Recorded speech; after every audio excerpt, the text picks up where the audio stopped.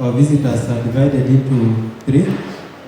We have those who are coming from Sisulu University, and then we have those coming from University of Hare, and then the University of Pretoria, the Gordon Institute of Business Science.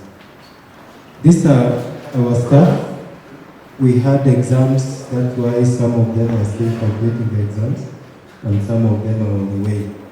So they are mixed. We have both academic and non-academic. So we have this session today. It is meant for the staff, and our visitors will tell us what it is all about as we progress. So without wasting time, I will hand over the floor to Prof. Probably. So Dr. Mathibe. Okay.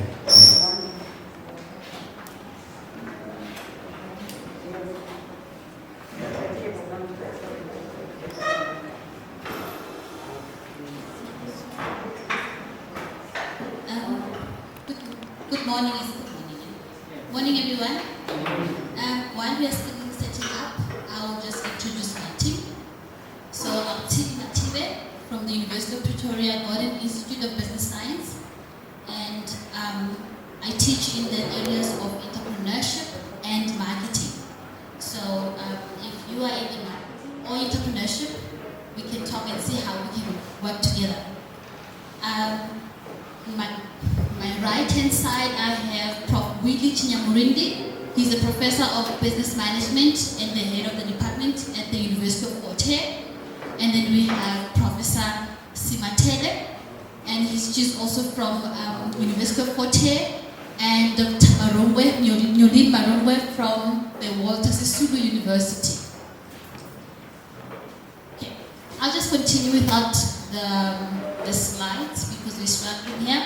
Yeah, so the reason why we are here today, we are funded by the NIHSS, National Institute of Humanities and Social Science.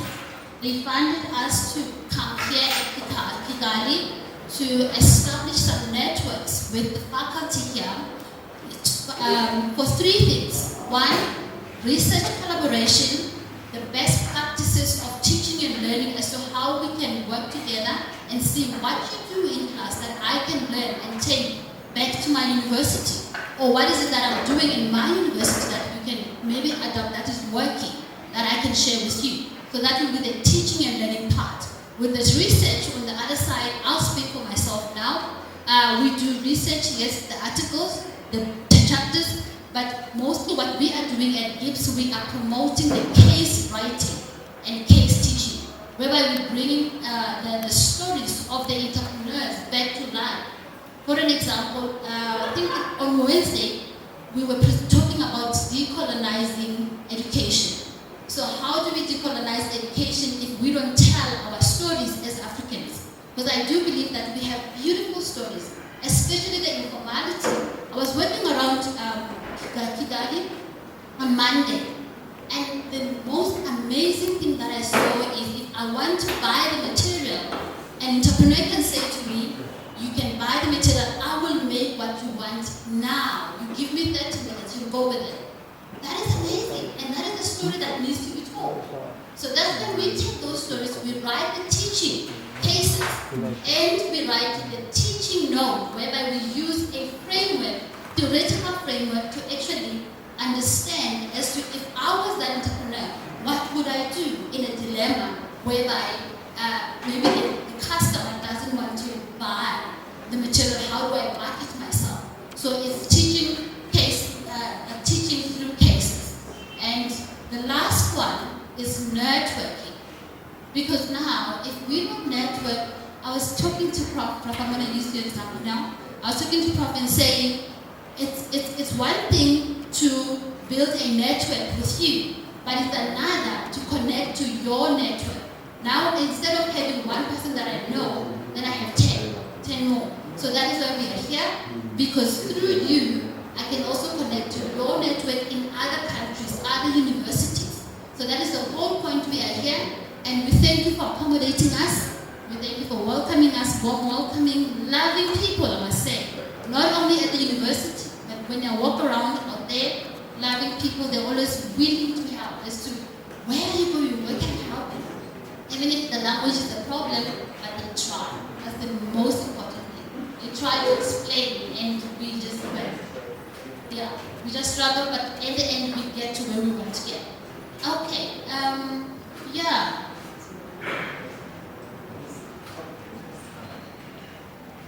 So there we go. Another thing that I wanted to talk about is supervision. I just reminded. So I spoke about research collaboration.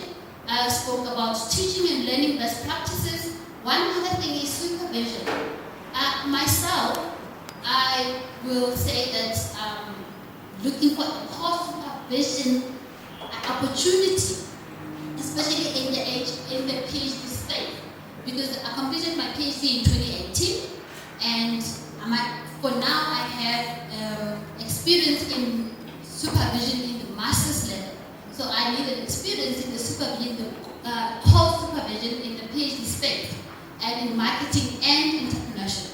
So that is the collaboration that we can build, which is co-supervising for both ways. And not only co-supervising, but also examining. That is the opportunity that we can build as between us at Kigali and you, University of Pretoria gives, Hare and Sisulu.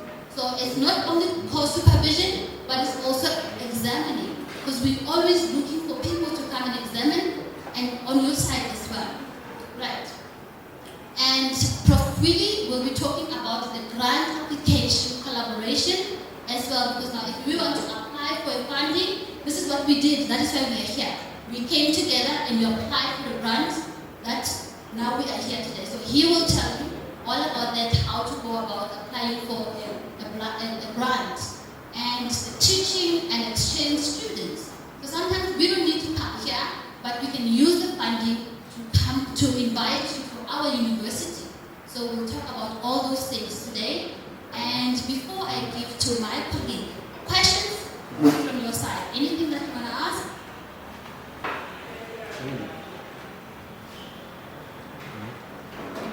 Not question.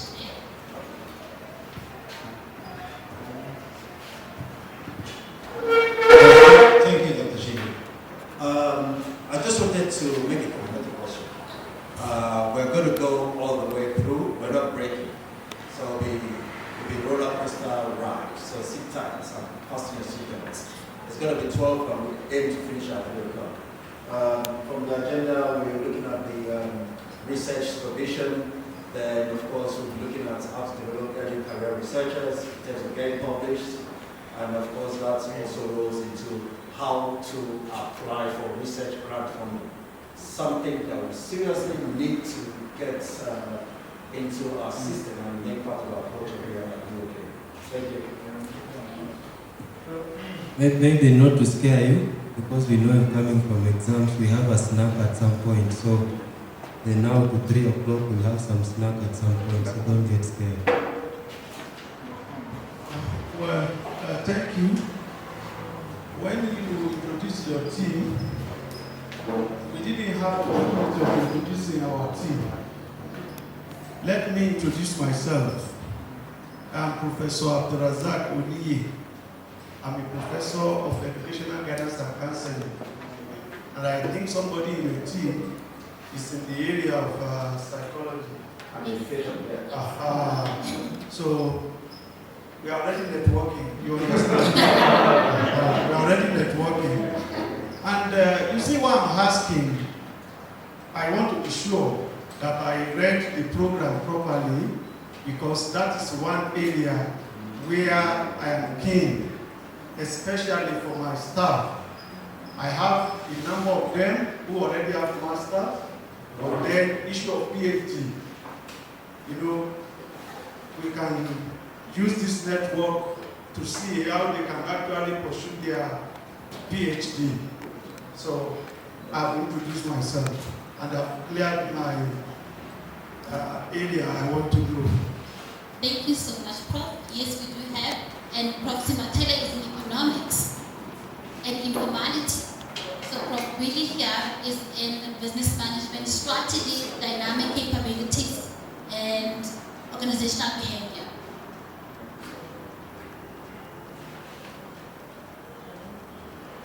If we don't have any comment, I will just say thank you, and we look forward to the collaboration with Kigali. Thank you so much.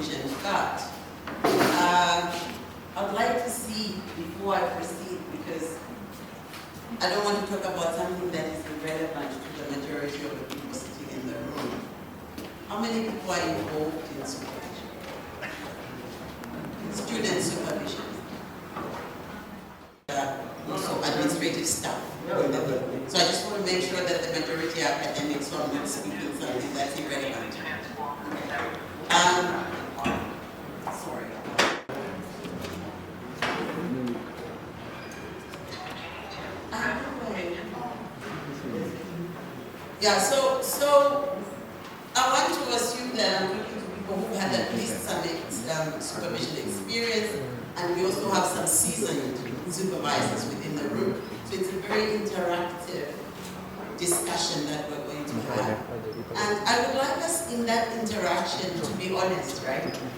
Sometimes we have these big meetings, and then we say things that we think people want to hear, rather than talking about our real experiences with supervision. So I'm inviting you to be very honest in your reflection, because this is you learning from us and us learning from you. So that's really important that we say that from the outset. Okay. So when we think about supervision, we're talking about a person who directs and oversees the work of another person. Directs and oversees. Can we think about students in that way, right? Now, I want us to think, is that how we see a supervisor? And supervisors can also be supported by experts, so it's important that we have some non-academics as such in this room, because sometimes you may be supervising a project or a research topic that actually requires the input of an industry expert. So those can also be co-opted as supervisors. You don't necessarily have to be an academic, so that's very important to bear that in mind. Now, some of us here, like I said, I think I've heard there's some profs in here, and obviously the people with supervision experience. And one might wonder, why is it necessary to have supervision training? I think somebody asked the question yesterday, for those of you that were there for the evening session.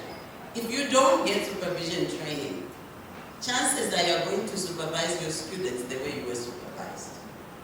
Now, some of you had horrible experiences with your supervisors, which means your students are going to have horrible experiences with you. But you probably won't be able to tell that I'm being bad to my students, right? Because that's the only experience that you have. So it's very important to be able to get some form of training, even if it's just yourself going online and reading and so on, and I'm going to make reference to some materials that you can read on your own. So it's very important so that you are actually thinking about the supervision process. Most of us don't think about the supervision process. We supervise, but we hardly ever think, how am I going to supervise this student? We hardly ever think, okay, I've got 5 students. Am I supervising each of these students the same? Are they the same? We need to think about that. And also, there's been many changes in doctoral and master's training recently.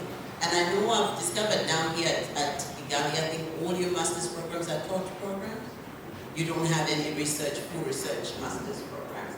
But globally, research master's programs are also popular. And also I know the direction you're taking is that eventually you want to have doctoral programs as well, isn't it? So there's been a lot of changes in doctoral training, which means that you also need to upgrade yourself. In fact, Prof, is it next week or the other week we're attending a supervision conference that is being run by Stellenbosch University, and they're running several workshops on looking at developments in supervision, developments in doctoral training and so on and so forth. And we're attending. I have graduated 15 PhDs and over 20 masters by research students. But I realized that things change every day and I need to upgrade myself. So I'm attending that conference in order to learn what other people are doing. So when we talk about supervision training, it's not so much that you don't know how to supervise as such. We're saying that there are developments in methods, there are developments in training, there are global changes, we're becoming more globalized. So it's important for us as supervisors to upgrade ourselves.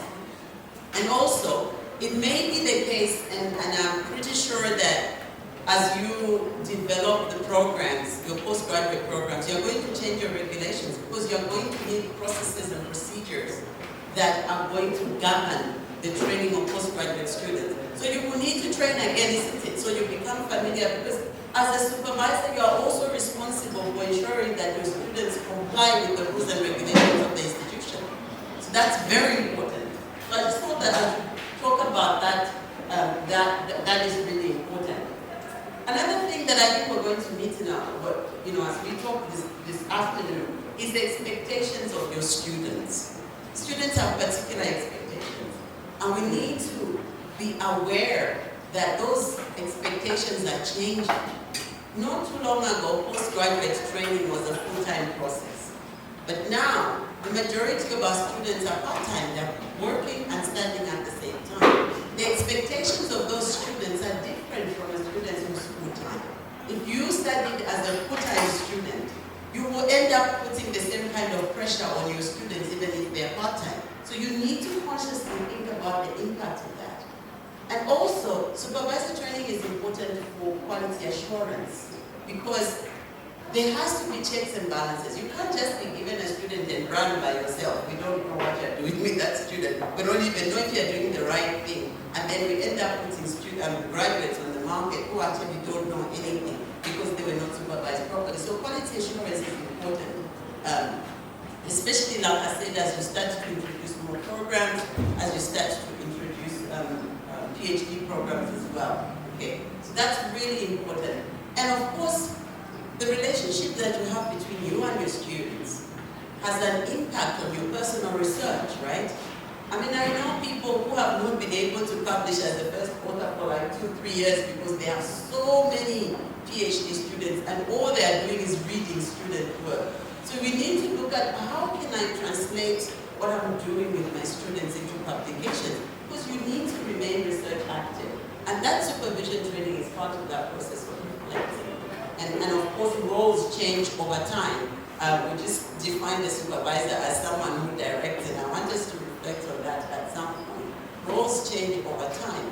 We were talking, I can't remember who it was yesterday, who said, well, some of our master's students are big people in industry, right? They come, maybe the directors. How do you relate to such people? I remember when I was working for the business school, I was supervising a surgeon who was a director in a hospital. And I'm telling him to do something, and he's also telling me what to do, and I'm thinking, what now? You know? And I can see this guy has money, he's got status, he's highly qualified in his field. The reason I'm his supervisor is because I'm highly qualified in my field too. But now how do you work now those power dynamics to make sure that you have the best outcome for the student? Because you can't just be thinking about yourself. You need to think that roles are changing constantly, and how do I then relate to that? Now, I think that when you think about supervision, it's really important to think about the overall lecturer and who you are as a lecturer. Teaching and learning, research and postgraduate supervision, community engagement, all of that is you. Now the question is, how much time do you give to what? Right, as someone was saying that they're teaching 6 modules per trimester or something. I don't know how many hours you have in a day. How you translate that into actual work hours. Because while you're teaching those 6 modules, the Vice Chancellor expects you to research as well. I think Dr. Kwena said it's 2 papers a year, Dr. Kwena? You're expected to publish 2 papers a year. Now, from our institution, I should say from a South African perspective, we talk about accredited journals. So you don't publish in non-accredited journals. And publishing in accredited journals takes time.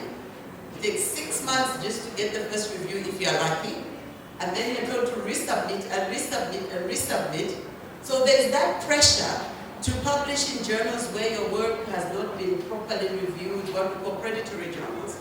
People who promise you that if you send us your paper, tomorrow we'll publish it. Right? So you need to be very careful that you're not bending to that pressure because you've now got these 6 modules that you need to deal with. This is where your supervision comes in. Because now you've also got this supervision workload. I was amazed to see 400 dissertations downstairs the other day. I was like, these people don't sleep, you know? But that is you now. So the thing is, how do you leverage your supervision? I mean, I'm talking like that. We also have serious supervision workloads. Like for instance, I think now I had like 13 PhD students until last year when I graduated, a few of them. But I'm now being pressured to take another 5, which means my number will go up again. So the question is, how do you then use that? How do you leverage on your supervision to make sure that your supervision translates into your research? So you're not saying, I'm researching, I'm supervising, I'm teaching, right? So using your research, your supervision, to merge it with your research so that you can still do those 2 papers a year and still have quality supervision outcome. So that's really important. I don't know how important community engagement is here, but for us, we've now integrated community engagement into our teaching and research. So all your community engagement work must be integrated into the other 2, which obviously makes our lives a little bit easier because then if I'm interacting with the communities and using that into my teaching and my research, that sort of improves my workload. Let me just say, if you want to say something, please raise your hand, otherwise there will be a Q&A at the end. I'm quite happy for you to want to contribute to ask the question. So, the roles of a supervisor then: academic guidance, administration, information sharing, research skills, funding, interest in career. I'd like to hear your thoughts on that. How much of this do you believe is something that you do in supervision? And how much of this do you actually believe is doable?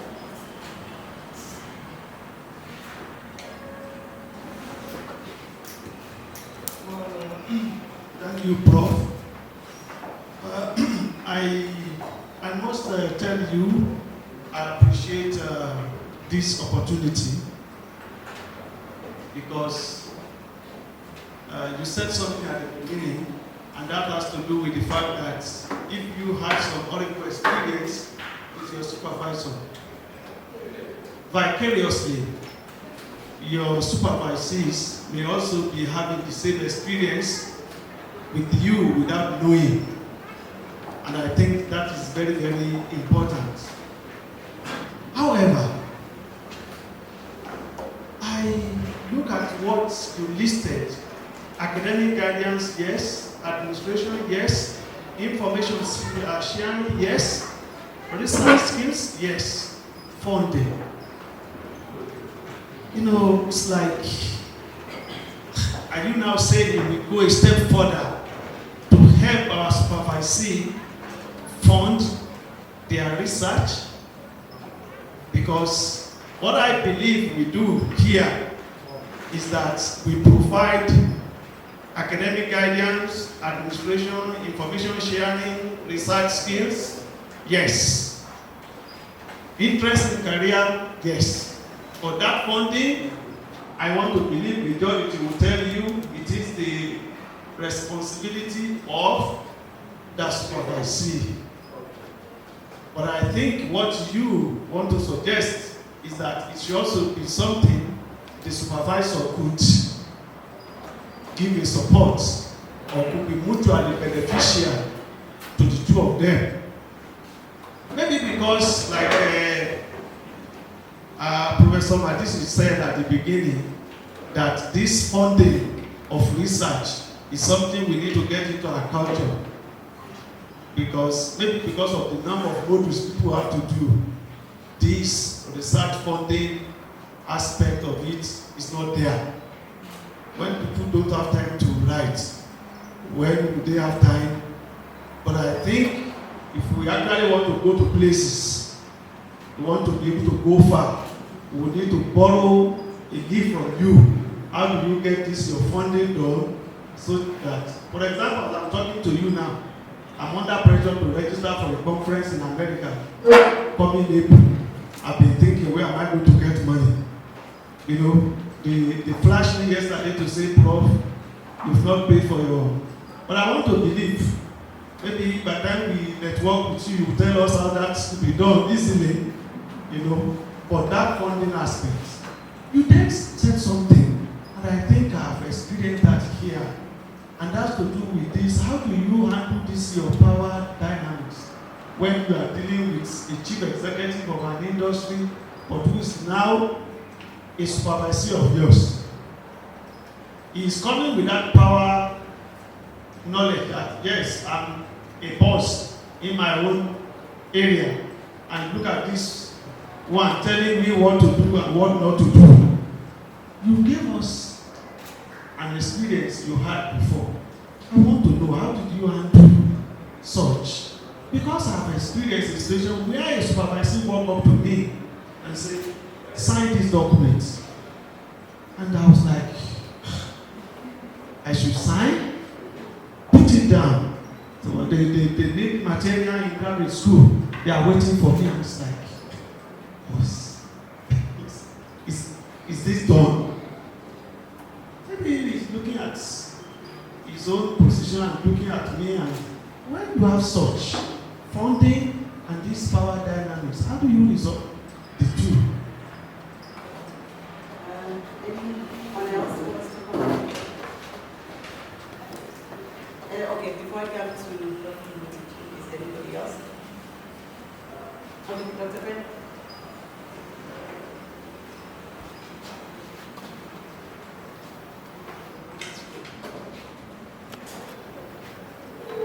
Thanks, Professor O'Neill. I think I'll just want to respond in terms of the power dynamics part. The funding is not really... right, so in terms of the power dynamics, there was this TBA I supervised. It was a she. Well, is a she. It was receiving contacts. It wasn't a very nice beginning, because she was the director of a public sector organization, the government parastatal in her country. Yeah, she was a director. And guess what? Now she's actually a government official. So the first proposal draft she sent to me, my feedback was, go and read. And she could not understand what I meant by go and read. I said, if I give you feedback, my feedback will be twice the amount of words you sent me, because it doesn't really make sense to me. Go and read first. Now, she was director of finance and administration. I know nothing about finance, but I know about organizational change. So, and she was doing action research to develop a strategic workforce plan for the public sector organization. When we finally met in person, she said, in my entire career, nobody has told me go and read. That is what I tell my subordinates. But that has made me reflect. And that's how we became friends. So sometimes, when you're in your comfort zone, what you're doing is giving a sense of direction. Your GPS, the student remains the driver. What you're doing is providing guidance, and of course, making it, bringing the academic out of that practical experience that the student has. And that experience cannot be matched. But you know what the procedures are, what the protocols are, and of course, it's the same for every discipline. The process is the same, the emphasis is where the difference lies. And of course, the contribution and impact. So I think it's a kind of negotiation with the students. And for them to begin to realize that, look, there are, it's a co-creation. And of course, everybody's bringing their own strengths into it, and you guys are a team. But bottom line is that the bulk of the work, the onus is on the students. All they're doing is getting guidance and direction from you. That's my own personal experience, and the rest goes to your comments. Okay, let me probably continue so that I don't lose too much track. But I just want to quickly respond, and maybe in the Q&A, my colleagues can also add, because that's something that we were experiencing. The first thing, so colleagues, I'm going to skip some of the slides. I'll share the slides, but I'll skip some of the slides in the interest of time, because we're covering some of the stuff that we're going to talk about. I think that it's very important to balance the relationship between the student, whether the student is, whatever the position of the student in life. The first thing I would say is balance, right? Because it's not just the student who's the CEO who gives you problems. I also, there's some students who are overly humble. I don't know if the word is humble. That can also be a problem. Because what ends up happening is they now need hand-holding all the time. You must be telling them what to do. So these are two extremes that you must balance, right? The one who thinks because they're CEO or director, they know everything. As for you, you are there to sign their documents really and make them pass. And the other one who thinks, oh, you are a god, you know everything and you should tell. Those two, both of them are wrong. Both positions are wrong, right? So you need to find a balance.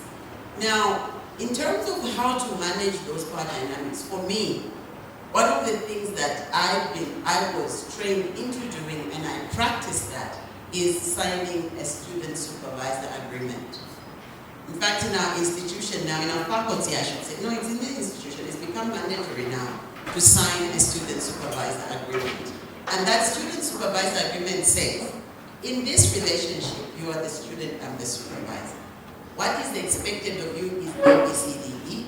What is expected of me is ABCDE. You both sign. Right? That's very important. Now, normally in my supervision relationships, that's just a document that we signed and agreed on and we keep for a rainy day, just in case. Right? Normally, it works better when right at the beginning you develop a working relationship with the student, so that the student understands their position and your position. Now, I'll talk about how I addressed the issue that I faced at WBS. So firstly, I find that resorting to the rules and regulations helps a lot.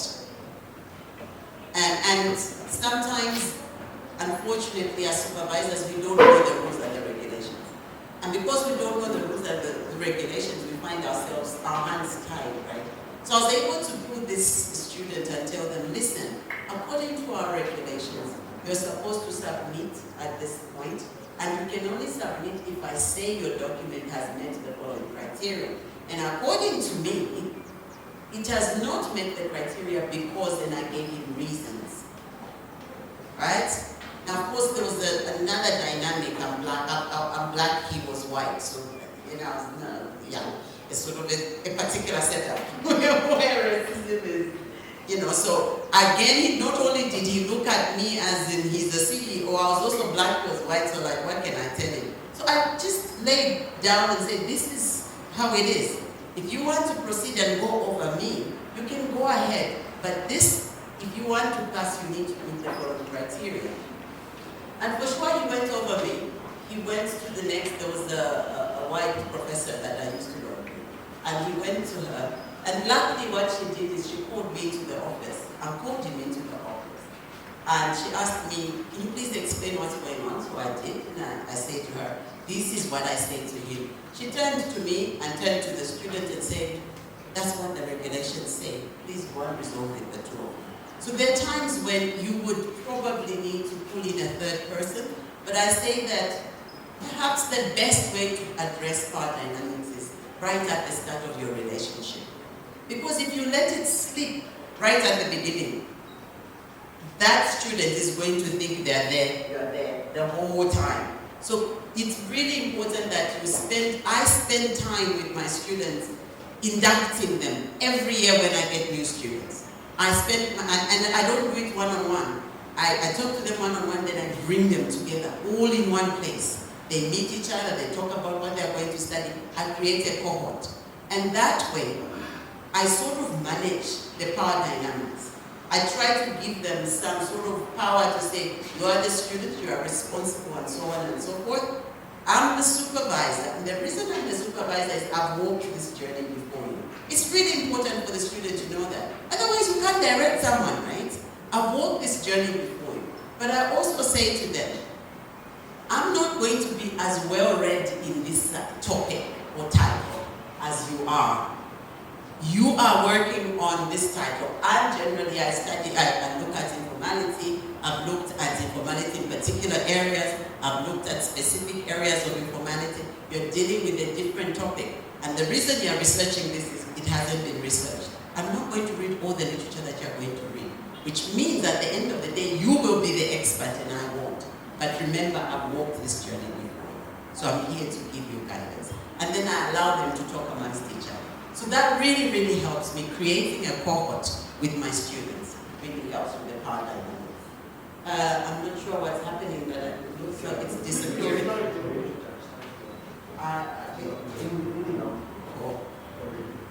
Right, now the next few slides I'm going to go really quickly through because I'm just talking about what the role of a supervisor is at the different stages of the supervision cycle.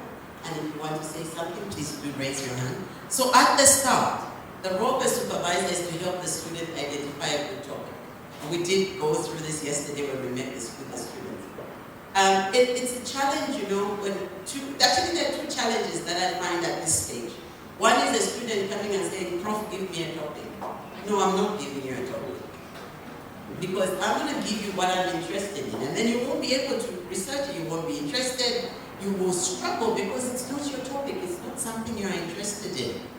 The other danger is a student comes and says, this is what I want to do, and I'm doing this. I mean, I had an experience it was an honors level student. I don't know if you have honors, but our programs in South Africa, the undergraduate programs are 3 years, and then when you finish the 3 years, you get your undergraduate degree, then we have what we call honors degree, which is in between the undergraduate and the master's. So I had an honors student who came to me and said he wanted to look at the impact of inequality, I think the impact of financial inclusion on inequality in South Africa. So I said to him, I said, do you know that to measure inequality, you need the Gini coefficient? Yes. And it is produced once a year if you're lucky. You're likely to find gaps, which means the total number of observations you're going to get will be about 20. And the poverty measure is also measured once a year, which means you have 20 observations, you can't run regressions. And he said to me, no, but I know someone who has done it. Okay. I tried to talk to them, but no, I know it's been done before. Okay, fine. I tried with the students. Eventually I said, okay, no, that's fine. Write the proposal, give me the data. I'm not approving the proposal until I've seen where you're going to get the data. The students struggled and struggled and struggled. The honors program is a one-year program, so really you're supposed to submit your final project by October 30th, I think. And he comes to me on the 15th of October. Prof, I failed to get the data, so now I need a new topic.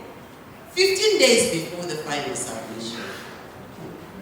So it's really important, I think, to be able to guide the student and say, listen, this is not doable, or this is too broad. So it's our role as supervisors to be able to guide the student and say, this is what you've got to do. So you must identify a good question. You as a supervisor needs to know what has already been done. That is really the critical role you play at the start. To be able to say to the student, this is over-researched. Now, you can't say that if the person you're supervising is not in your research area. Is that true? If you bring me someone, for instance, I'm an economist, right? You bring me a student who wants to look at the impact of public finance on economic performance. Of course I can do that. I know what public finance is. I know what economic growth is. But do I know the state of research in that area? I don't. I last did public economics in 2002. I don't know anything. I've not been reading. It's not my research area. So that's that's something that I guess is an area that we need to think about compromising, because I know that, especially at the master's level, you might get students that are not in your area of research. So it's something that I think maybe is a debate for, a wider debate, because really, if you don't know what has been researched in that area, how are you going to advise the student whether that's a good topic or not? So it's really important to know what has already been done, and then anticipate, of course, when the problem is too hard or it's too... In the middle of the research process, your job is to nudge the student to identify common pitfalls, to watch over the bigger picture, because as a student, the student is busy focusing on their own project, right? And looking down at maybe they are collecting data and they are focused on that area where they're collecting data. So it's your role as a supervisor to have the bigger picture and say, listen, you have 6 months left. You still have to do this and do that and do that. So you need to constantly remind your student. Your role is to say, listen, get this done, get this done. I know people who end up writing their students' work because they've tried and tried and tried. But this is why this is a learning process, right? Think about your undergraduates. Just because you have someone who's not getting it in the class, are you going to sit in the exam room and write for them? You're not going to do that. So why would you do that when it's a thesis, right? So no matter how close a relationship you've developed with your student, it's unethical to write for them. You must nudge your student in the direction that they should go. At the end, your role is to know what a thesis or a dissertation looks like. You must anticipate the areas for thesis examination. What I do with my students, once they have finished writing their thesis or dissertation, I give them a template and I ask them to fill in. So for example, what is your contribution? What was the summary of results? How does it relate to the literature? I try to give them that template which I know the examiner is going to look at, and I anticipate areas where I know that if I got this as a thesis to examine, I would fail this, I would fail this, and I ask them to address those.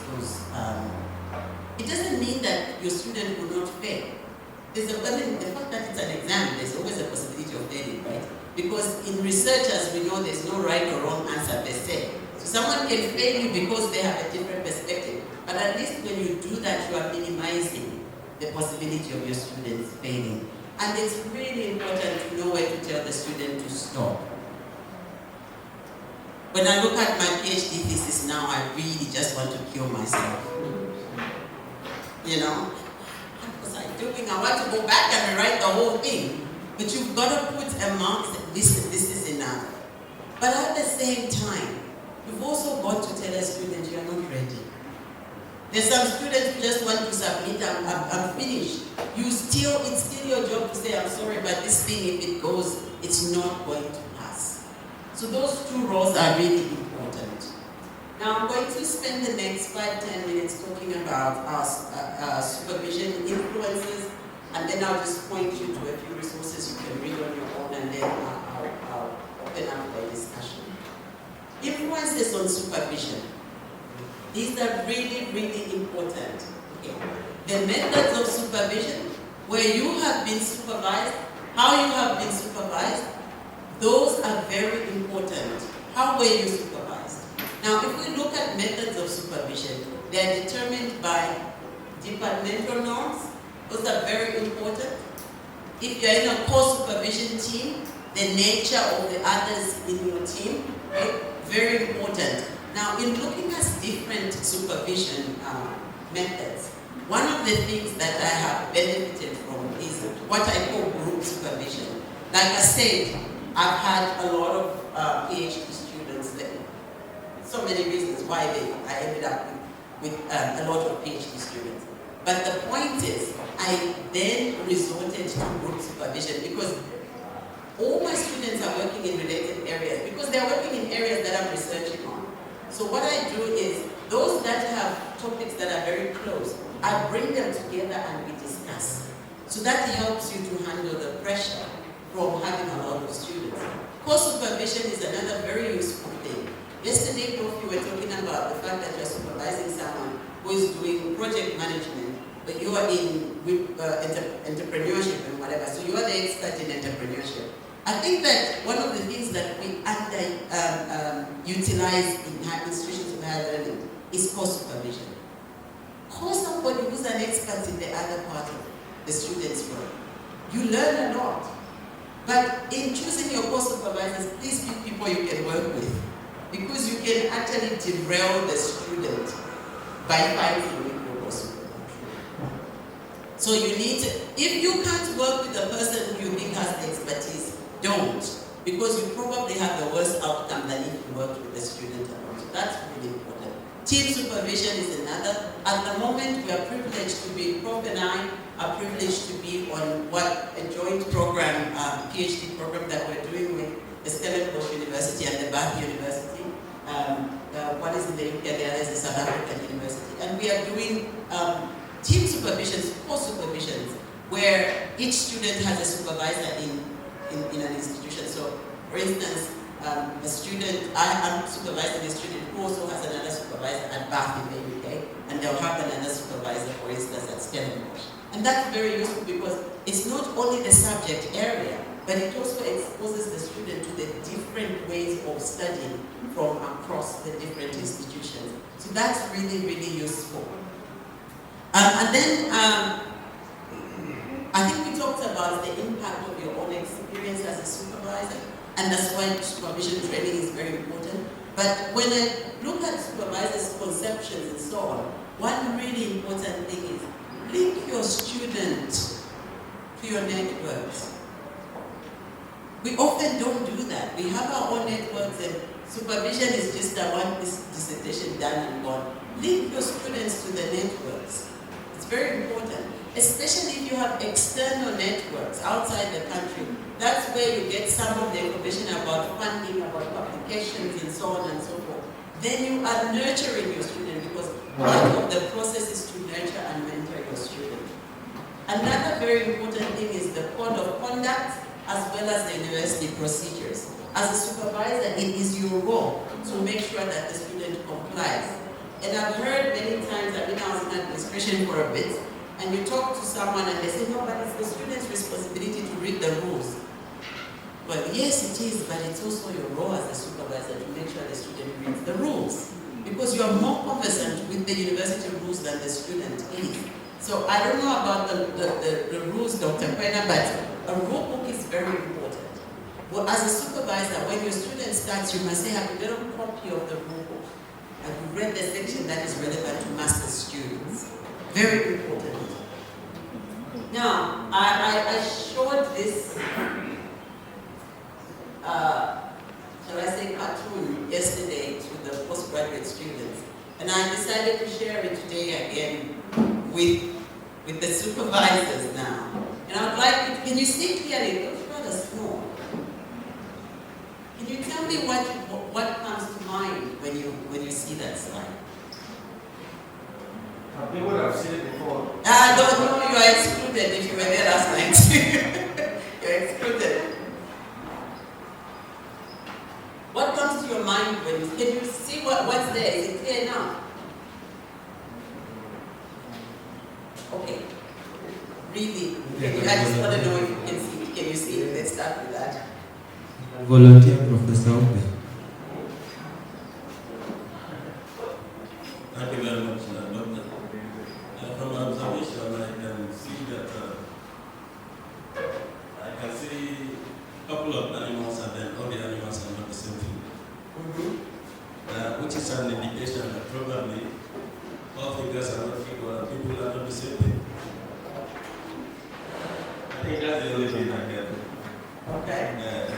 So that in the process of supervision, you as a supervisor, you also have that orientation, knowing that you are dealing with people with variety skills. Very important. I don't know if I really need to ask somebody else, but that's really what it is, isn't it? Yesterday we talked to the students and we say to them, not all supervisors are the same, and you don't need to compare supervisors. But at the same time, as supervisors, not all students are the same. Not all students come with the same skills, not all students come with the same level of confidence, not all students come with the same resources. At our institution, with Prof at Hare, and I think it might be very close to what Sisulu experiences, we take on a lot of students from what we call disadvantaged backgrounds. In our first year in 2022, we still have students who've never used a computer in their lives.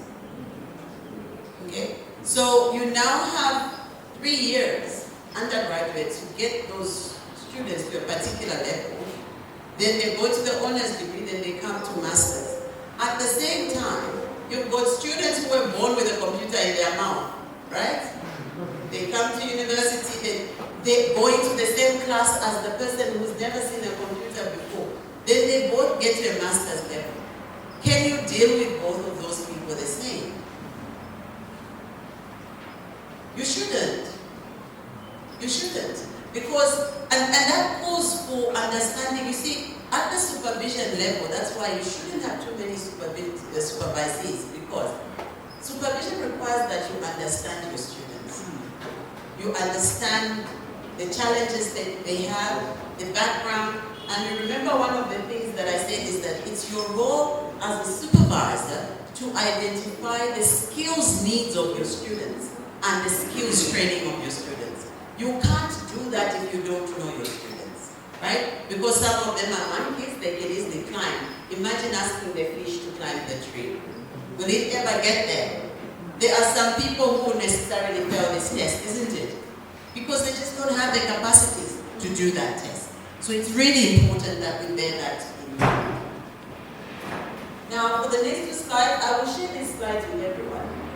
So I'm not really going to talk through them. But what the next slides, the next 2 or 3 slides show you is the different supervision models and the different approaches to supervision. And I would suggest that in your own time you read them. I have put the references in brackets so that you can find those resources and read. But it's really important to note that none of these approaches or supervision models are wrong or right. Your temperament is very important as a person. Your training is very important. The environment, the character of the student. Remember, we just had that picture there, right? So it matters what kind of student you have. If you have, for instance, I have a student, a PhD student. He's very, I don't know how I can describe him. He's very, I think he's very intelligent. Very, very intelligent. When he writes, I always smile when I read his work. But if you're talking to him, you ask him a question, he goes like this. And you're just thinking, did this guy hear what I said? You know, it takes a while for him to actually respond. But he's the kind of guy, when you ask him a question, he needs to think first before he responds. At the same time, I have other students who you ask a question before you finish, they are talking already. So you can't deal with those 2 students exactly the same way. And you can't use the same model to supervise. But it's very important, however, that as a supervisor, you locate yourself somewhere. What kind of supervisor am I? What approach? Because you can't use every approach, right? The models you can mix, but the approach, there must be somewhere where you locate yourself, okay, I'm between this and that. So really quickly, you have the traditional model, you have the candidate or cohort model supervision, you can use supervision teams, and you can use the mixed approach, and I've already spoken to those, I think, quite. And then the approaches is what I would like to look at. Now, if you look at the different approaches, you have the functional approach, you have the enculturation approach, you've got the critical thinking, emancipation, and relationship development. When you look at the functional approach, it's the one which is, it's a pragmatic approach, right? There are certain tasks that you need to do. You're going to do these tasks. You write this, you do this, you do that, you get to the end and you're done, right? That's an approach. So the supervisor's activity then is to take the student through those different tasks, directing the student and so on. Enculturation is where you are bringing the person into your discipline and saying, this is the way economists do things.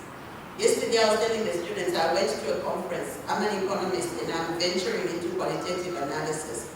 I presented a paper which I did using qualitative analysis. And the first person to comment on my paper says, we can't do anything with this, there's no methodology, right? Because as an economist, you've been enculturated into thinking numbers, regressions, and all that kind of thing. But different disciplines have different approaches to doing things. So when you are a person who encultures, you are developing your students into being part of that club, if you like, where economists, we think in a particular way. Then you've got critical thinking. In my view, I think every approach should include critical thinking if you're doing a PhD.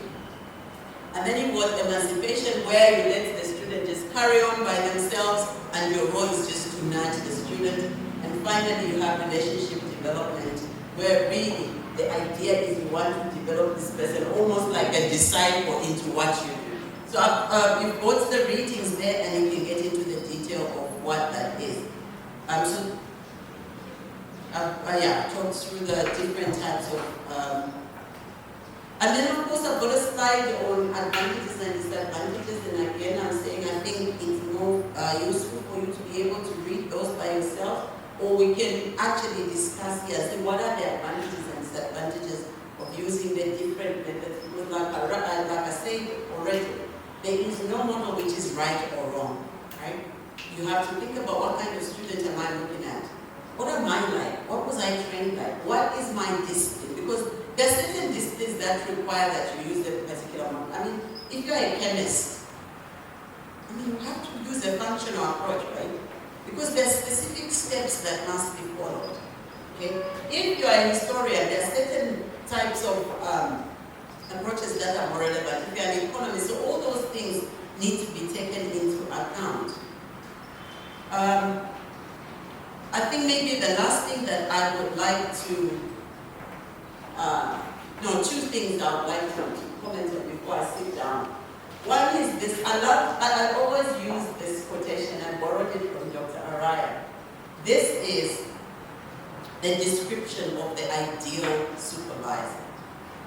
The dream supervisor has the following attributes: the wisdom of Solomon, a positively defined precise in their pronouncement of what will matter, the communicative skills of Martin Luther King, the analytical clarity of Ada Lovelace, the patience of a saint, a pastoral touch that would make Florence Nightingale weep with envy, a breadth and depth of knowledge that could only come from the omniscience knowledge that could only science, creative gifts that combine the brilliance of Leonardo da Vinci, Isaac Newton, Michelangelo, and Mozart, with the inspiring iconoclasm of Pablo Picasso, Einstein, and the Beatles, and to cap it all, an empathic sense that must have been stolen from Mahatma Gandhi. Look at... Just before you carry on, let me one person. Let me pass your minutes. Yeah, this supervisor does not exist. That supervisor does not exist. Okay? That's the moral of the story. The moral of the story is be kind to yourself. After you've read all those different models and approaches, be kind to yourself. The perfect supervisor doesn't exist. What we're trying to do is pick the best methods that work when we're supervising. That's really the point of that position. And so I said 2 more things. So this is the last thing that I want to talk about is student expectation. Again, so think about, I think even I don't know about undergraduates, but certainly masters who are talking about here. Some of them have families, right? Some of you have females in your class, they have, I mean, males also look after the kids, but largely in our culture it's females. They have to go home, they have to cook, they have to look after the kids, and you've given them an assignment, and then the next day they must go to work. Bear that in mind, right? And bear in mind that they also have expectations about jobs. I don't know how many of you get asked. I mean, the evening ones already have jobs, but when you have a day class, most of them will be saying, so will I get a job out of this? Will I get a job out of, even when they are picking their research topics, they're thinking about jobs, right? So you have these many student expectations that you need to manage when you are supervising students. From your perspective as a supervisor, availability is a big one.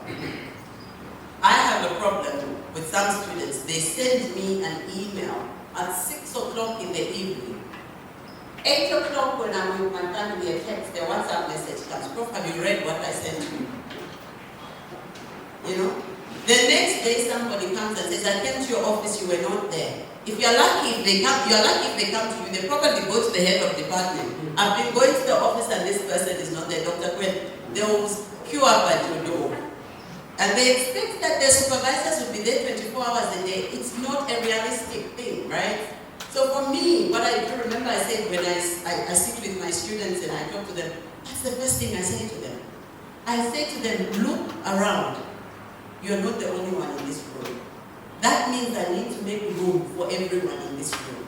In addition, I've got research. If I've got admin, I've also got admin. So please, be realistic in your expectations. I will give you feedback within 2 to 3 weeks. I'm realistic. One might say 3 weeks is a long time, but I'm being realistic. That is my program. If I promise to give back in 1 week and I don't, I damage the relationship more than if I say I'll give it in 3 weeks. So talk to your students about your availability. If the institution has a rule, I think for instance, if it's 2 weeks, you must give feedback within 2 weeks or something. Adhere to those, but also talk to your students. It's very important that you establish that culture. And I'll tell you something. If you respond to your students every time they send you a WhatsApp, they'll never stop. Absolutely. So just don't start. Don't start that one. Because if you one day decide that you don't respond to the WhatsApp, it's a problem. They're going to the head of department. So set boundaries around your availability. And also be friendly with your students, be supportive, but please set boundaries. And it's not a gender issue. You need to set boundaries. That distinction between you and the student is very important. It protects you, it protects them, it focuses them.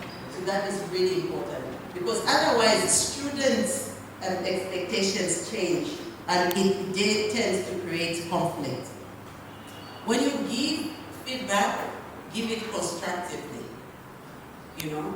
Because once the student starts to fear you, then you've created a barrier to performance. So your feedback must be constructive when you give it to the student. Preventing conflict, I think we talked about some of that, but really quickly, the things that can cause conflict, lack of communication. Yes, I talked about the fact that when I start, I bring my students together, we talk, we agree where we are going. Mismatched expectations, I just talked about expectations. Make sure that you deal with that and that what the student is expecting is also aligned with what you are able to deliver. And also that what you are expecting from the student is able to deliver. Sometimes it's personality clashes, right? And sometimes there might come a time when you need to go to Dr. Penn and say, Dr. Penn, that student you gave me, I don't think it's working out. Do you think we can reallocate that student? It does happen. It doesn't mean you're a bad supervisor. It just means your personalities between you and the student, they're not working. And something needs to be done so that the student can complete their work. Competing pressures, that was the first thing we talked about. You have to supervise, you have to teach, you have to research, manage those pressures, because if you don't, they are going to impact on your supervision. And of course, we talked about personal experiences, we talked about managing time. It's really important for you to keep your eyes on the overall picture so that you can guide the student. I hope I didn't rush through that, but that's what I thought. I should raise those points. I'll take 5 minutes, maybe Prof, is it just coming next week? I'll just take 5 minutes for colleagues to comment and react before I hand over to you. Any comments and questions, colleagues? I've seen you, Prof. Let me just see if anybody else wants to say anything.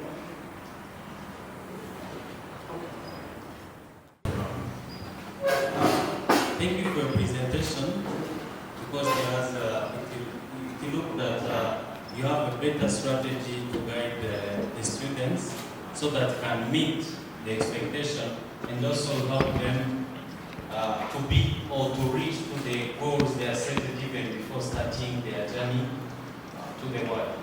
Now, the question I have, of course, if you found somewhere where there is a good either communication or good strategies, we like to be there so that you can help. Also, you'll be shaped from there to reach to your goals you have. So, is it possible so that as an IT person to get a PhD from one of the universities? Actually, that's it's a good thing that you asked that question. That's something that we spoke to Dr. Penna about. That we wanted to meet academics who don't have a PhD very briefly, maybe after one of the workshops or something. Just maybe at the end, I don't know, but we want to meet those academic, or not academics necessarily, staff who want to study for a PhD. So I'll just hang that question a bit, because we want to meet all of you and just share with you what obtains at our institutions and what you can have access to. So we want to make that a bigger discussion, but for people who don't have PhDs. I hope we'll be able to have 10 minutes with them at the end.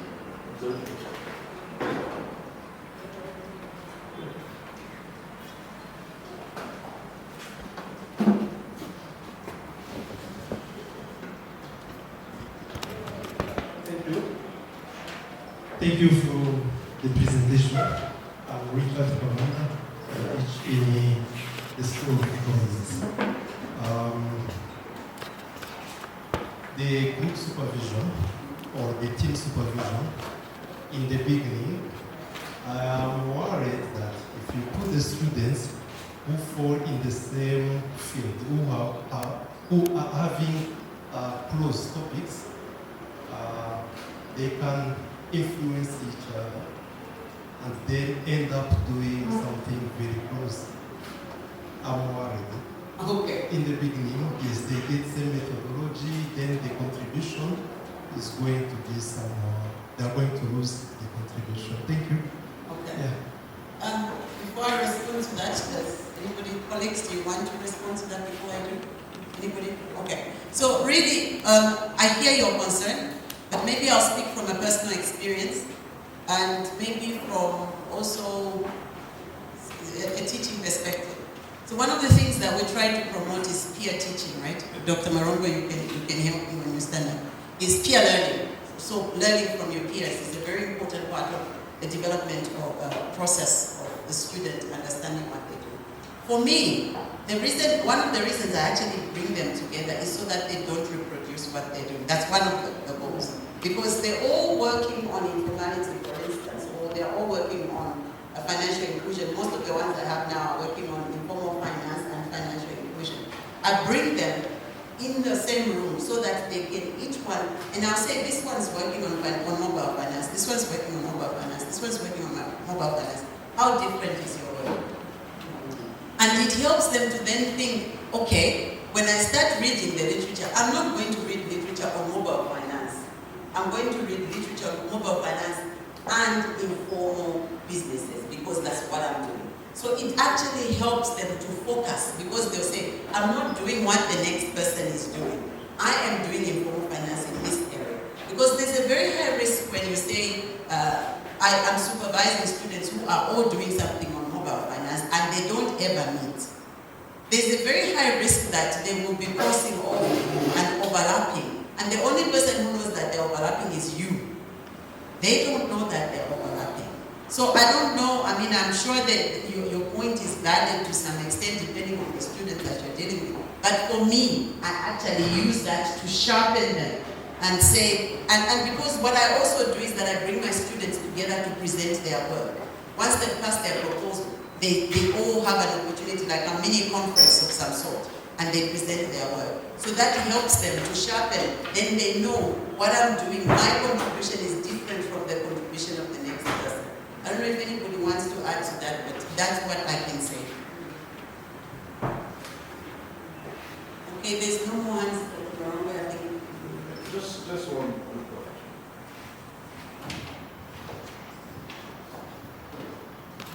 There's always this challenge in terms of how publishing with your students should work.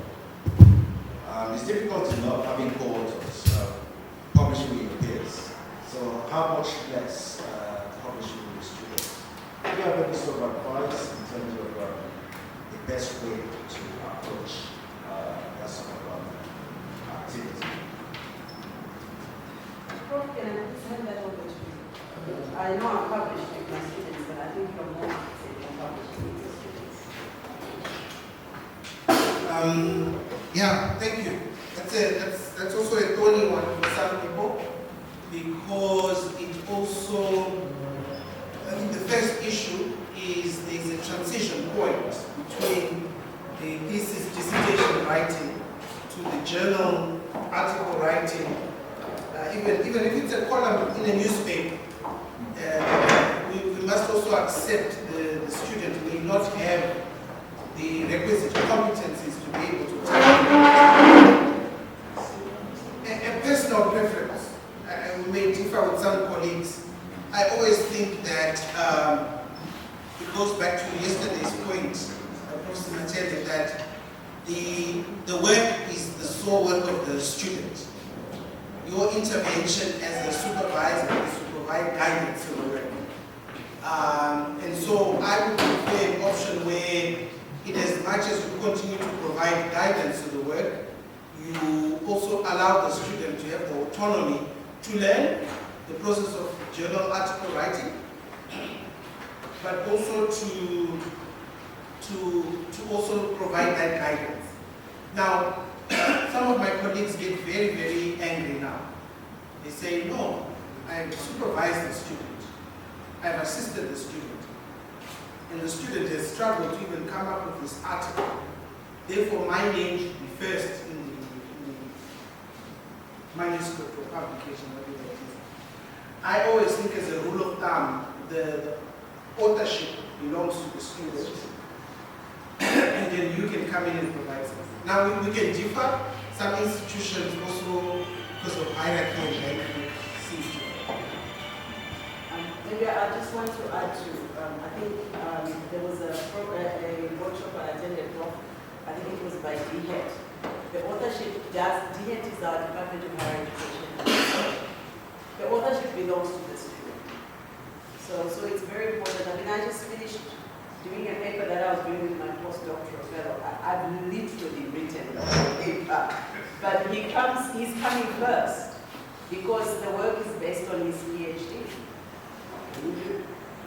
I think that's part of mentorship, and we have to accept it. Another thing, folks, that I just wanted to say, for me, I find it extremely unethical to demand that your name should be on an article which you have not contributed to just because you supervise the student. If you have not contributed to the paper, your name should not be on. It's interesting that you say that, because these are some of the written rules, especially for conference papers, where the student is still a student, the PhD student. You don't go to a conference and publish a work that's still being supervised with your name only. You need to put the entire supervisory team. So it's not a written rule, but it's an unwritten rule. Yeah. You also get a scenario where some supervisors are so tired of the student, then they say to the student, Yeah, from now onwards, you can write your name. On your own. Don't put my name. Don't put my name on it. You can go on your own.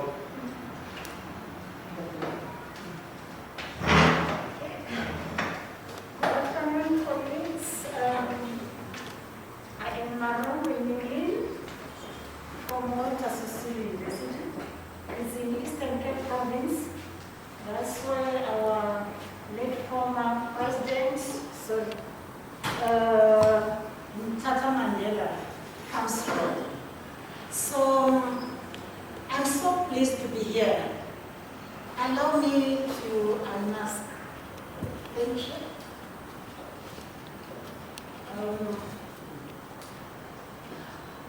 I was saying I'm so pleased to be here. In Sadek, in our region, ladies and gentlemen, when you hear me speaking on top of my voice, we are a region that can laugh their lungs out. We are a region that can speak on top of their voices.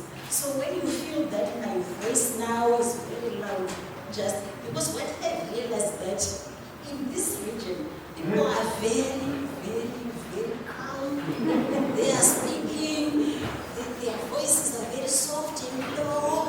So for us, when we are coming, you can like that. So I'm only saying, ladies and gentlemen, just accept us as we are. Let me say to you, ladies and gentlemen, according to Chinyamurindi, I did literature in psychology.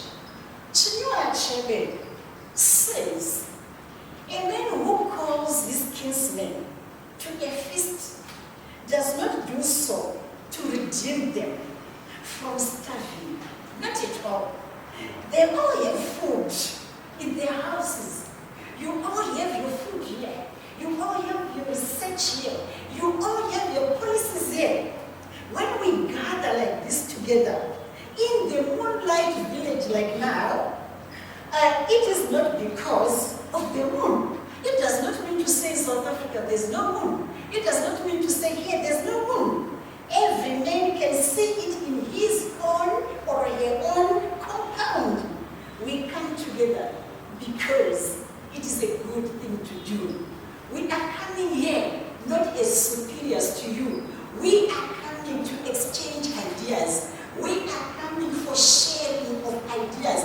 We are coming to learn from you and also for you to learn how we are doing things in that part of the region. So, in short, Chinyamurindi was trying to say, we have to continue with this team spirit and enjoy the power of togetherness.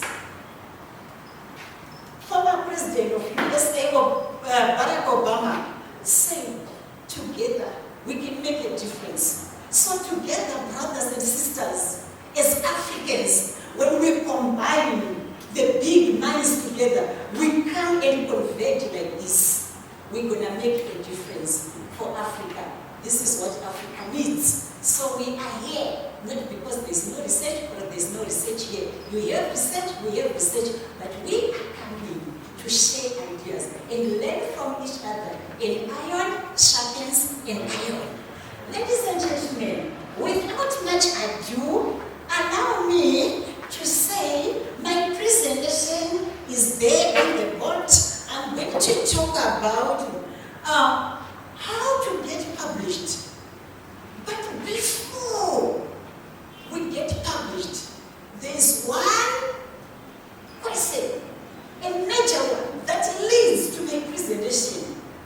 Why do we have to publish?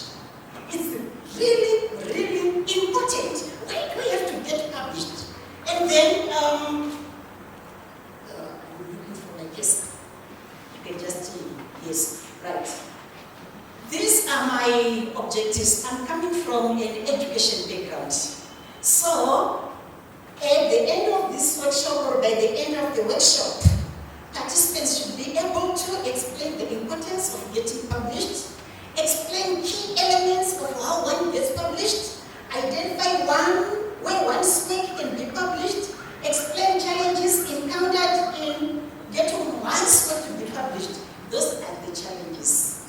Ladies and gentlemen, why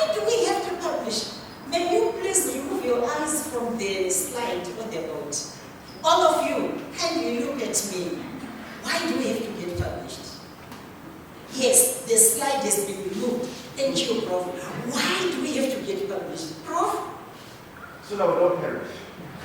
Yes, is that that? It's a crazy world of publish or perish. Yes. Perish or publish. Another reason. Another reason. Let's make it interactive. Thank God the temperatures have fallen. Because when I was looking, when Prof was presenting, others would go, but then we are all now awake. Please, let's participate. One more. Allow me, because I don't know your titles. So if I just say, please, it's not because I'm disrespecting your titles, but I don't want to hazard. Say. To help the community. What do you mean when you say to help the community? So once you complete something, area can help others to know those things you are working on also can help us in their daily life. Okay, thank you very much.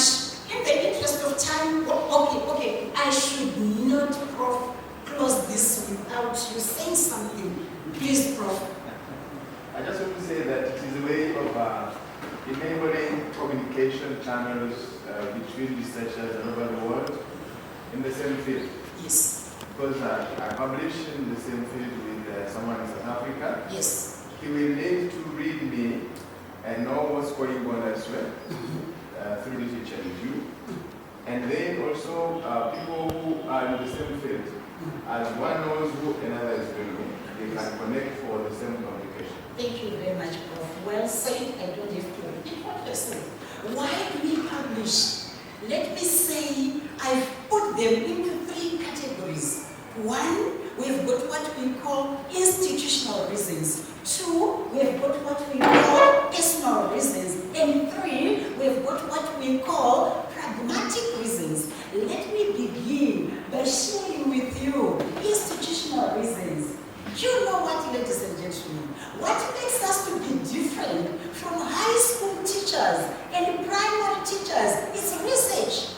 At university, we are expected to create knowledge. Like when we were talking about decolonization, we were saying, what's knowledge? Who is creating that knowledge?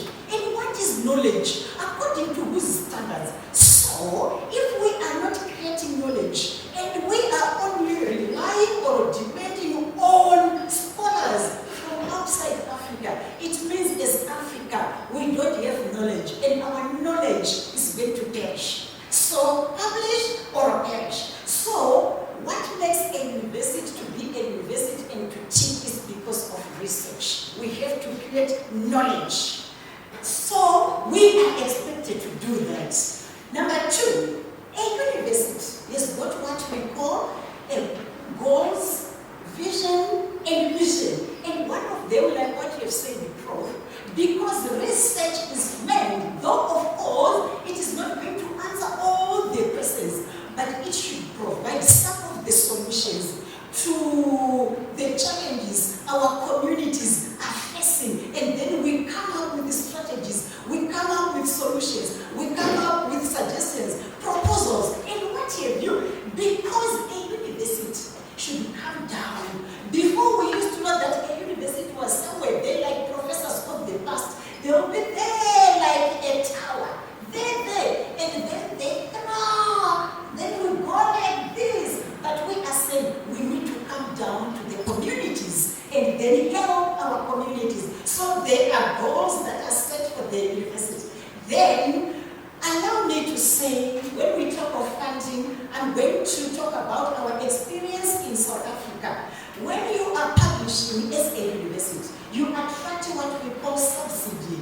Like for instance, right now in South Africa, when you publish in an accredited journal, your university is going to get something like 130,000 or 120,000. One article that is published in an accredited journal. So the system in South Africa is that the Department of Higher Education and Training every year, like now, they've already sent to all the universities the journals that they have given accreditation for us to use for the year 2022. So that is the system. But once you publish in a journal that is outside the list, then it's a lost because now when you go for interviews, they ask you, are you publishing in accredited journals? Even before asking, they just Google and they look where you are sending your work to be published.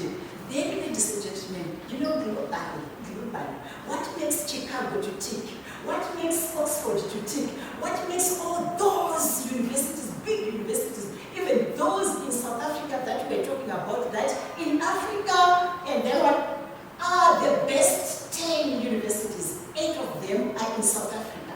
You see, now we are talking of what we call ranking. We are talking of what we call reputation. We normally now, the institution where I'm coming from, it was a technical. So with technicals, they were not really into research. So when they are ranking the universities, you find that University of Fort Hare, you want Sisulu University, Venda, and other universities in Limpopo. We are here, down here. And you find that Gibbs, University of Pretoria, and other universities, they are up here. It is because they are sharing knowledge. It's about what you are producing and not what you are consuming. So as an institution, we have to desist from just consuming knowledge that has been produced by other people. Let us be producers of knowledge, yet saying, before going into say, how do I get published?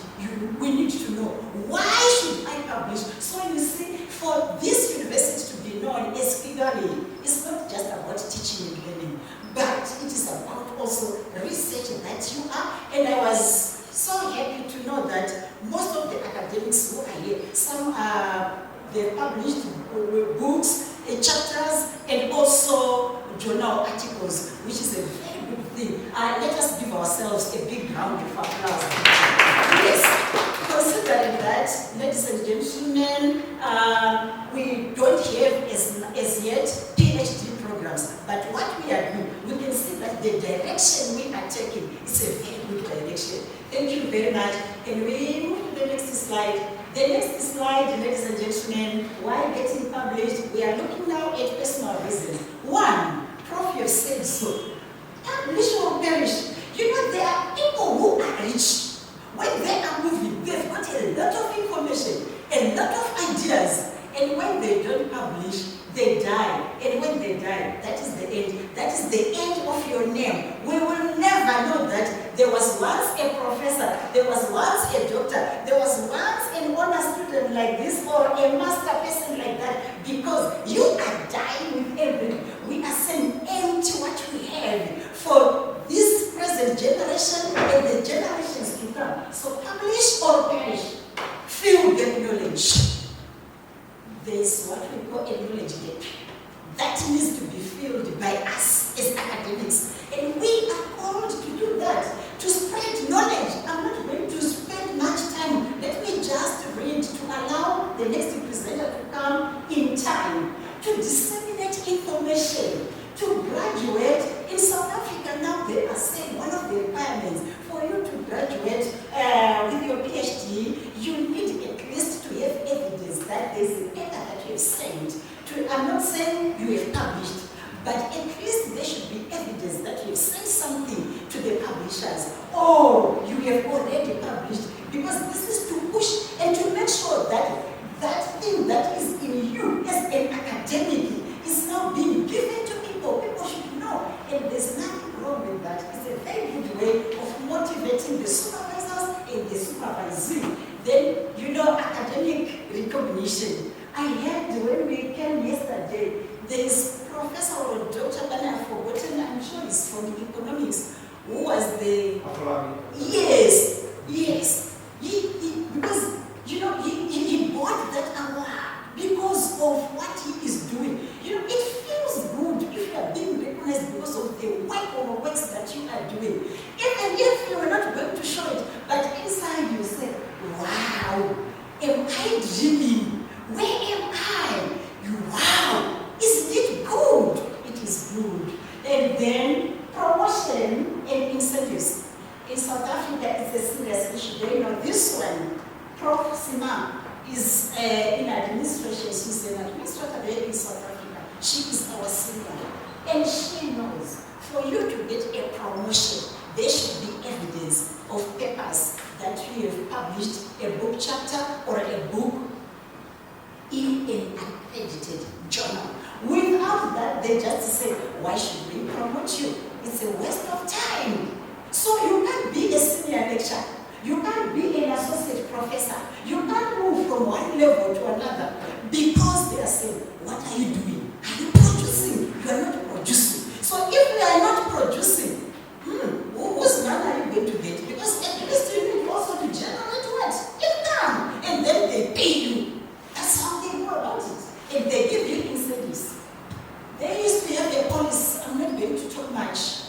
You publish, like what I've told you, that around 110,000 is going to be given to the university by the Department of Higher Education and Training, and then each institution has got your own research policy. With some, they say just attend conferences. With some, they say, okay, we are going to give you a certain percentage that comes as cash into your pocket, so that you feel good that I'm working. You know, that is being recognized, that I've produced 130 that has come to the university, and the university maybe gives you something. Like now, in our institution, it's now around 30%, something like that, that we are getting when you publish something, right? Yeah, progression. You don't have to remain in one level. You have to, you know what, when you hear people say, I'm frustrated, and we are not passionate about what we are doing, it's because we are not moving. We are remaining stagnant. And even now, when you keep seated there, you become bored and everything. But when you are doing this and you are doing that, you feel good. So for career progression and prestige reasons, you know, those who did history, we talk of the European history, Bismarck, Lenin, Stalin, Mussolini, and all those great ones. You know what they were doing when they were colonizing Africa? They were saying, let's go to Africa. We want to see who is going to get more colonies, and they will come here, not because they want, but they just want to boast. Bismarck will tell you that Namibia is mine. Then UK will tell you that, you see that Zimbabwe is mine. You see Netherlands, they will tell you that South Africa is ours. They go on like that just to show power, not because of something else. So we are saying, for us, not in a wrong or negative sense, but you feel good, man. Just know that people are reading me. There was a time we were with Prof, and someone said to Prof, I've just read your publication. You know, it feels good that there are people who are also reading my work. Yeah, which is a good thing, okay? Then, why do we publish? Pragmatic reasons, I'm just going to read, I'm not going to explain. You have results worth reporting. There are people who have done their PhD. Those results, are they published? You need to publish. Move scientific forward, reach a larger audience. It is unethical. It is unethical in this field for someone to do research, conduct research, and then you don't report your results, you don't report your findings, even to your own management. Here, there are many things that need to be changed. But once you have conducted, go to the office, to the management. Here are the results. How can we bring it in around for the betterment of our institution? Okay? Where can we publish? This one, ladies and gentlemen, allow me not to go much. I just wanted to say in South Africa, I've indicated we have got accredited journals, peer-reviewed journals, conference proceedings, not every conference, because there are those conferences that are just after money. They fly by night, journals fly by night, conferences. And the paper that you are sending, is it being reviewed or not being reviewed? So to make sure that the quality is enhanced and you get what you want to get. So those are some of the journals that we have in South Africa. I think here you've got a similar situation. I don't know. Let's move on, Prof. Then key elements, how one gets published. Nelson Mandela used to say, it seems impossible until it is done.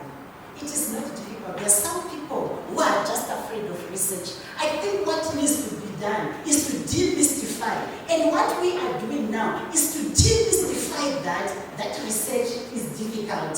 Okay? Then, the first thing, we are now talking about how to get published. are reading. We are seeing those books. When last did you read a book? Who wants to tell me? When last did you read it?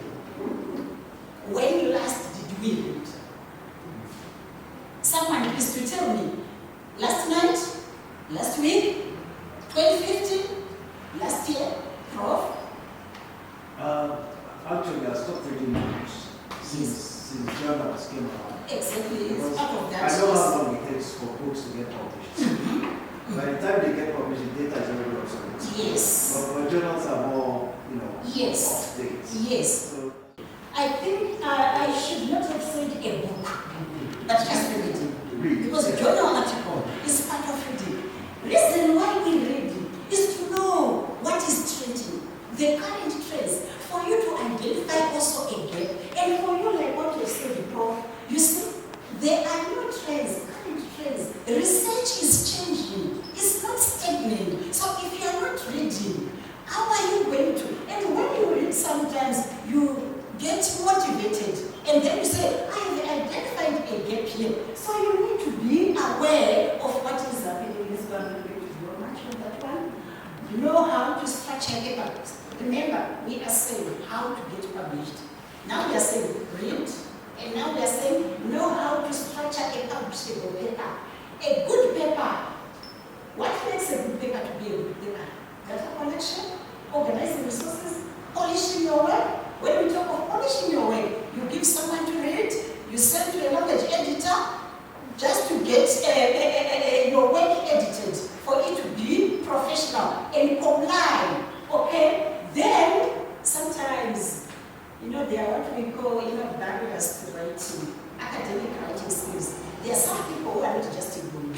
So, but we are saying those things can be learned, and then journal identification. If you identified a journal where you would like to send your paper or not, following the rules of the game, each journal has got specific requirements that we have to meet. University processes. What does the university policy say? Some people don't know the policies. When you want to publish, who is going to pay for the page fees and what is going to happen? When you publish and then the paper has been accepted, who is going to pay for the page fees? Is it the university or you pump from your own pocket and then what happens? Prof, I see your hand. No. Okay, thank you. Then you also have to attend conferences to get new ideas. You have to mingle with people and let them grill you. Then out of that, it does not mean to say when you attend a conference, your paper is going to be published. It's up to you. It's a choice that you make, that I would like my paper to be published in the conference proceedings, or I'm just coming here for it to be reviewed orally after your presentation. You take comments, you go back, you identify a journal. Collaboration is the way to go. It has been said a lot by Prof. Let me not repeat. And then mentoring. Sometimes we are not writing because you come into an institution, you find people are in their silos. No one would like to show you the way. And some people, some professors, some doctors, and those senior lecturers who are holders of masters, some of them, they are not very free. Some people are very selfish. Some people, they just want to be in their own space. So you find it very difficult for you to get started. Because we are saying here, how do you get published? So we are saying these are some of the things that we have to do to collaborate, mentoring. I'm not going to talk much about this. It's essential part of a manuscript because we are saying, how do you get published? You need to know that, ladies and gentlemen, let me say, this is not a yardstick, but most journals, when you look at this, that's what they normally look for. But the structure depends on a specific journal. But all the journals, you find that there should be a title, be it a book or a book chapter. There should be an abstract, introduction, literature, methods, results, discussion, summary, acknowledgement. Like in our case, anything we are going to do, we are going to acknowledge NIHSS, that is National Institute or Humanities for Social Sciences. We are going to acknowledge, and then references. Let me go, I'm not going to write. effective literature. Let's not talk much, but in short, we're just saying your literature should be what flesh out the background of your study, and then critically assessing what research trends or areas of interest, and then contributions that you are going to make. You know, you need to identify a gap that you have to talk to. Then let's go, right, this one we are going to talk, because this is part of the presentation that is going to help us. Challenges encountered in getting published. Oh yes, there are so many challenges. One of them, why papers get rejected? It is rejection. You know rejection. The first time I sent my paper, that was, I think, in 2014. The paper came, it was after I had given it to my colleague who was at University of Hare. I gave it to my professor, I gave it to a language editor. Everything was there. I followed the structure that was sent to me by the journal that I Googled for that particular journal. You know what happened? 6 months, 8 months, the paper did not come. 12 months after, people are waiting. I was in the research office by that time, and we had targets that we had to meet. 1 year, the paper is not there. I wrote, making a follow-up. They said it is under review. It is under review. Right. The paper came, I saw an email. I said, wow, finally, when I opened it, it is with regret to inform after 1 year. After 1 year. You know, I don't want to lie. That night, I didn't eat.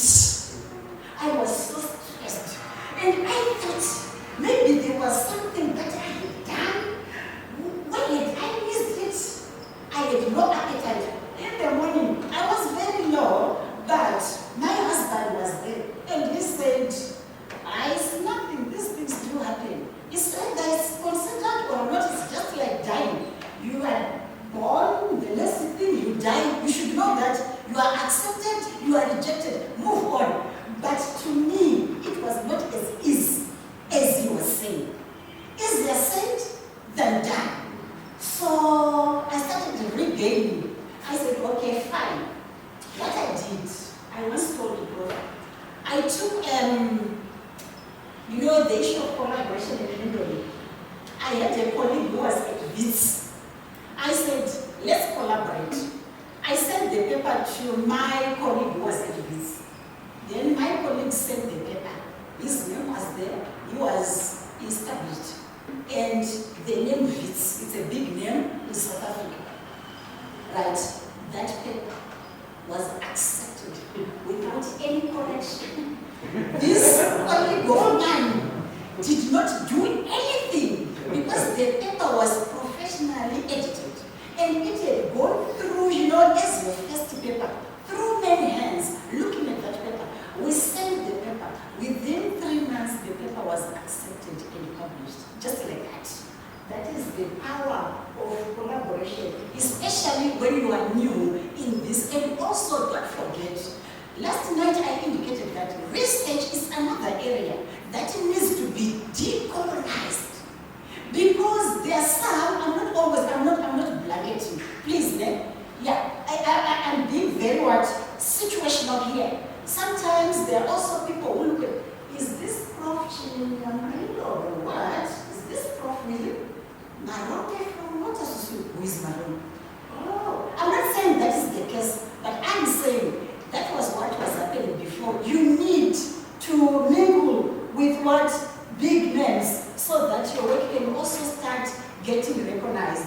Okay, number 2, inappropriate methodology. When your methodology is not good, it affects the quality of the paper, insufficient contribution to the field, inappropriate to the journal scope, because each journal has got its own scope, quality issues, plagiarism. These days is very easy because they've got that software that detects the similarity index. And some journals, good journals, they tell you that it should not be above 5%, others they want 1%, just like that. Okay? Workload.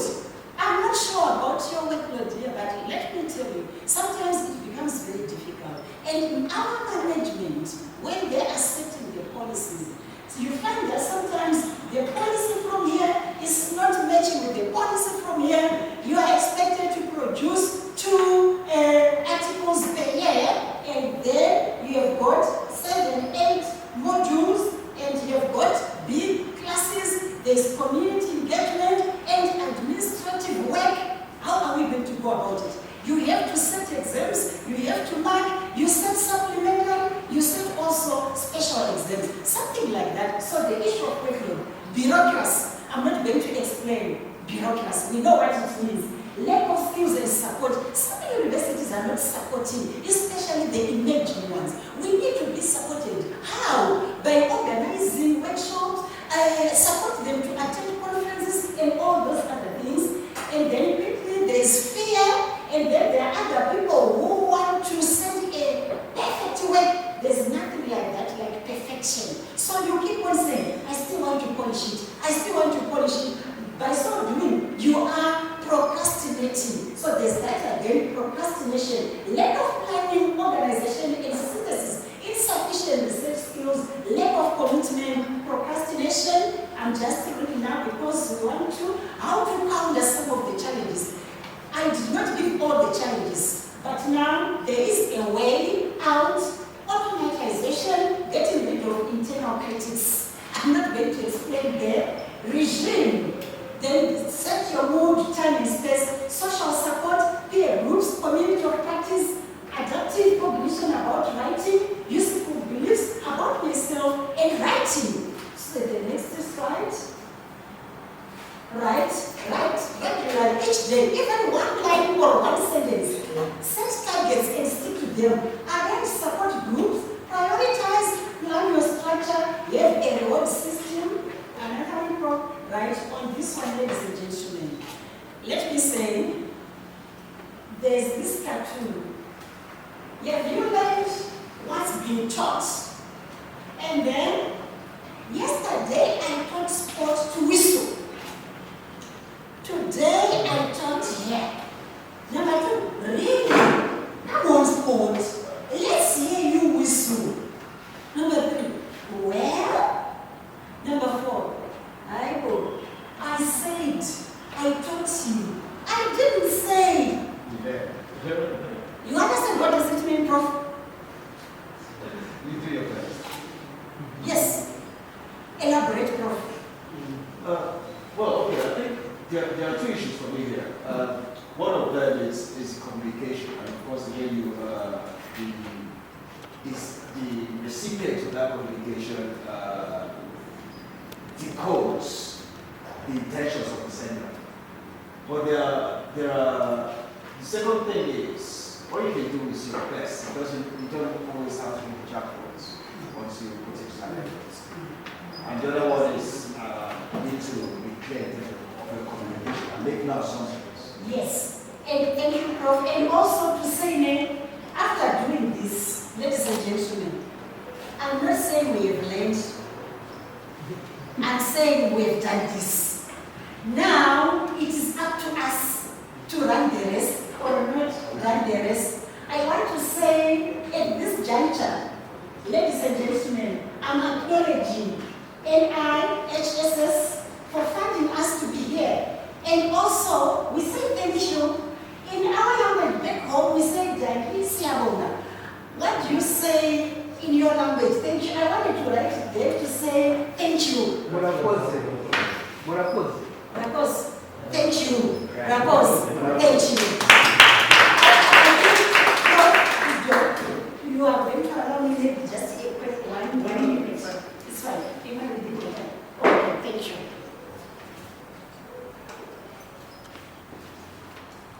Any question?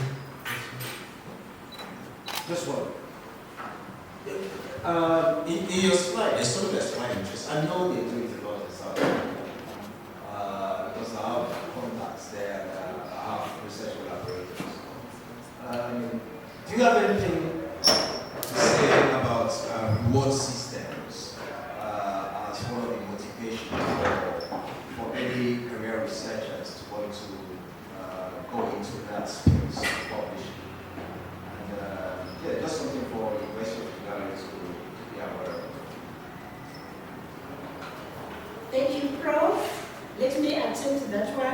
then I can also ask my colleagues. I think I talked about it when I said incentives. In South Africa, this issue is a serious issue because there should be a way of motivating our staff. We have got professors, we have got doctors, we have got those who are holders of masters. You know, when there is no reward system, those people would sit back and relax. And it is going to have an impact, a negative impact. And also, it tarnishes the image of your university. Because the professor will say, why should I struggle? Why should I suffer like this? There's no reward system. So in South Africa, it depends on the policy of that particular institution. There are some institutions, like in ours and theirs, they set a certain percentage that they give you as cash. You want to pay fees for your children, they give you. You want to buy this, they give you. And also, they allow you to procure gadgets. You buy laptops, you buy projectors, you buy photocopy, printing machines, everything, cameras and everything. Then, there are some universities that say, okay, we are not going to give you cash, you understand? But we are going to support you. When there is a conference, whether it's in America, it's just one time. All what you have to do is to submit your papers, to submit your abstract, to submit the call and everything, and to make sure that that conference is legit, it is authentic. Then they support you. Let me say on that one, Prof, on that one, what they do. They are what we call emerging researchers who do not have research accounts. So the research office, what it does, it supports them. It supports them.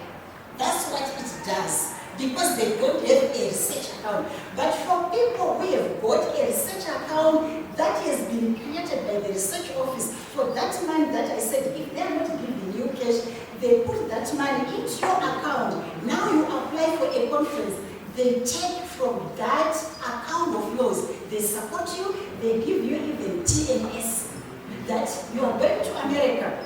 Your ticket, we are going to do to and fro. Your accommodation, you don't have to worry. Conference fees, everything. And then your TNS or SAT, they give you. So there is a very serious reward system. Let me give you an example. Stellenbosch, our colleagues in the Faculty of Education, they will say they don't even use their salary. They've got their own in-house journals. And they will say they get money. But with some universities, I say it depends, but there is that reward system. If I answered you. Yeah, I know.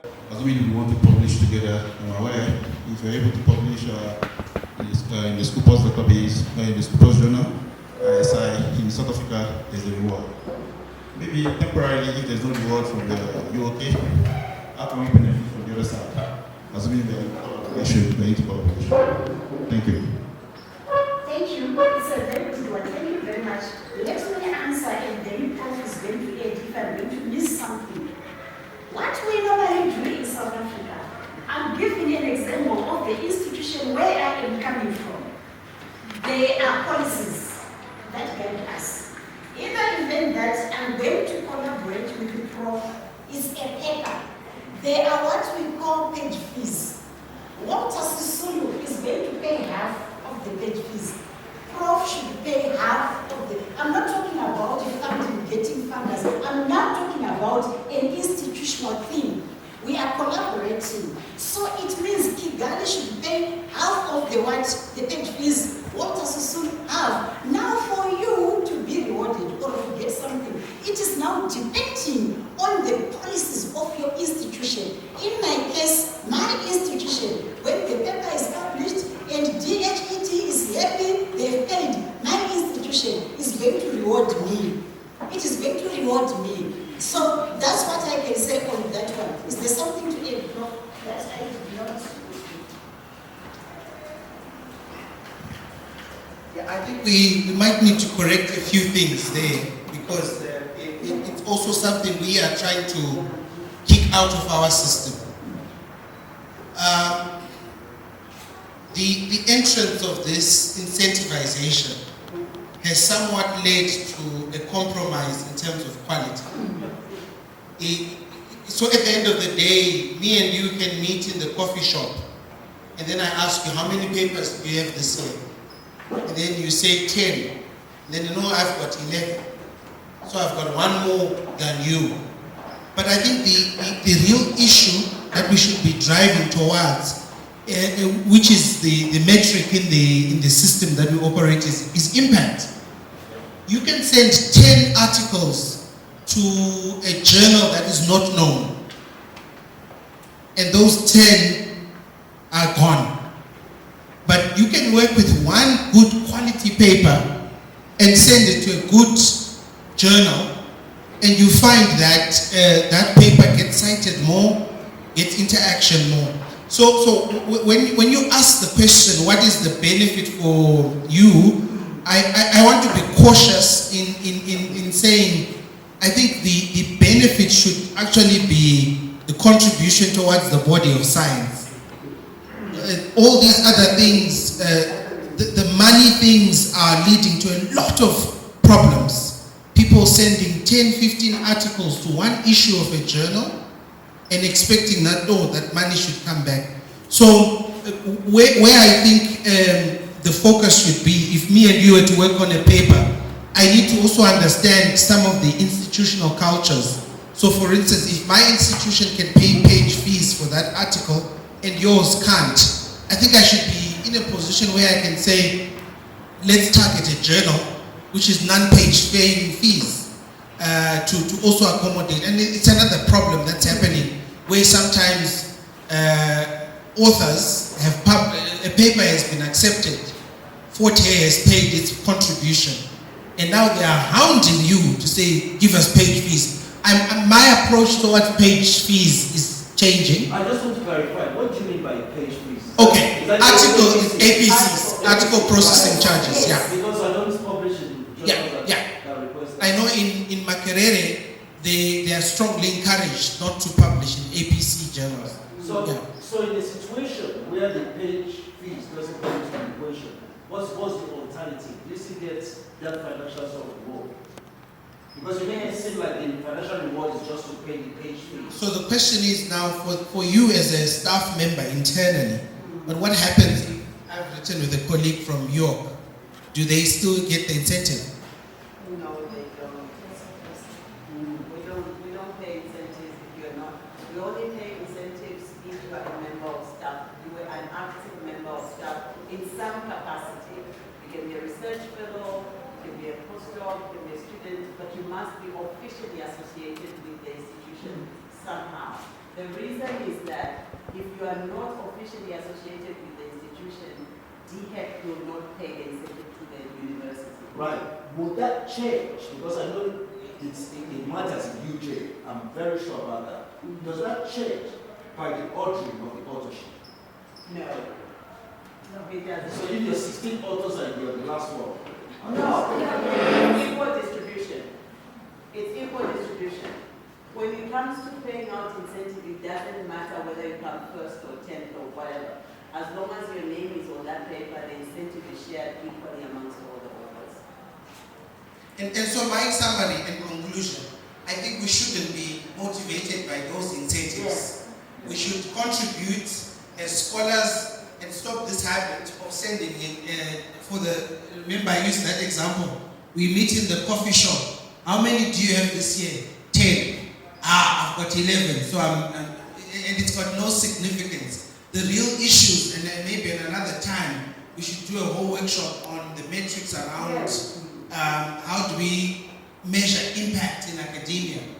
And I think that's where we're missing the point. We're chasing after money, and as we chase after money, our work has no significance. And that's where the bone of contention at least for me is. Thank you, Prof. Thank you, Prof. I think I wanted to say on the issue of the author's name, one article is equal to 1 unit. 1 unit. So what they do, they divide. Sometimes you can even get a significant thing because it becomes like 0.0 0.0006.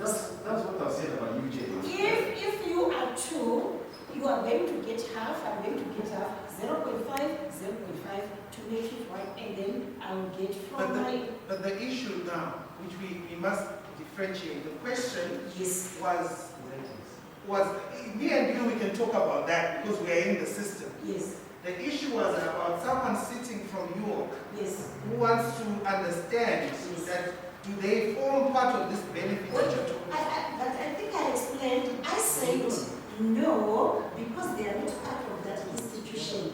Because it depends now on the policy of your institution. It's supposed to be your institution. And we are saying these things are going to be changed, but currently what is happening is what is there. But the focus should not be on that one, because you wanted to know about the reward system. And we know that it is rewarding to write, but in addition to that, you wanted to find out what we are getting and what he is going to get if we collaborate. So if we collaborate, now it depends on the policy of your institution. Or you hold it, then we ask when we come back. I think we should hold it. Let's hold it. So kindly, please don't disappear. Let's come back after the break. 15 minutes only. Kasabo is just down here below this one. Thank you. Have a policy about the world system, and I remember I mentioned that Professor Motshedisi said something about incorporating funding to what we are doing. I think it is time we start thinking about this grant of a thing outside publishing for promotion purposes, because I think that area we definitely are behind.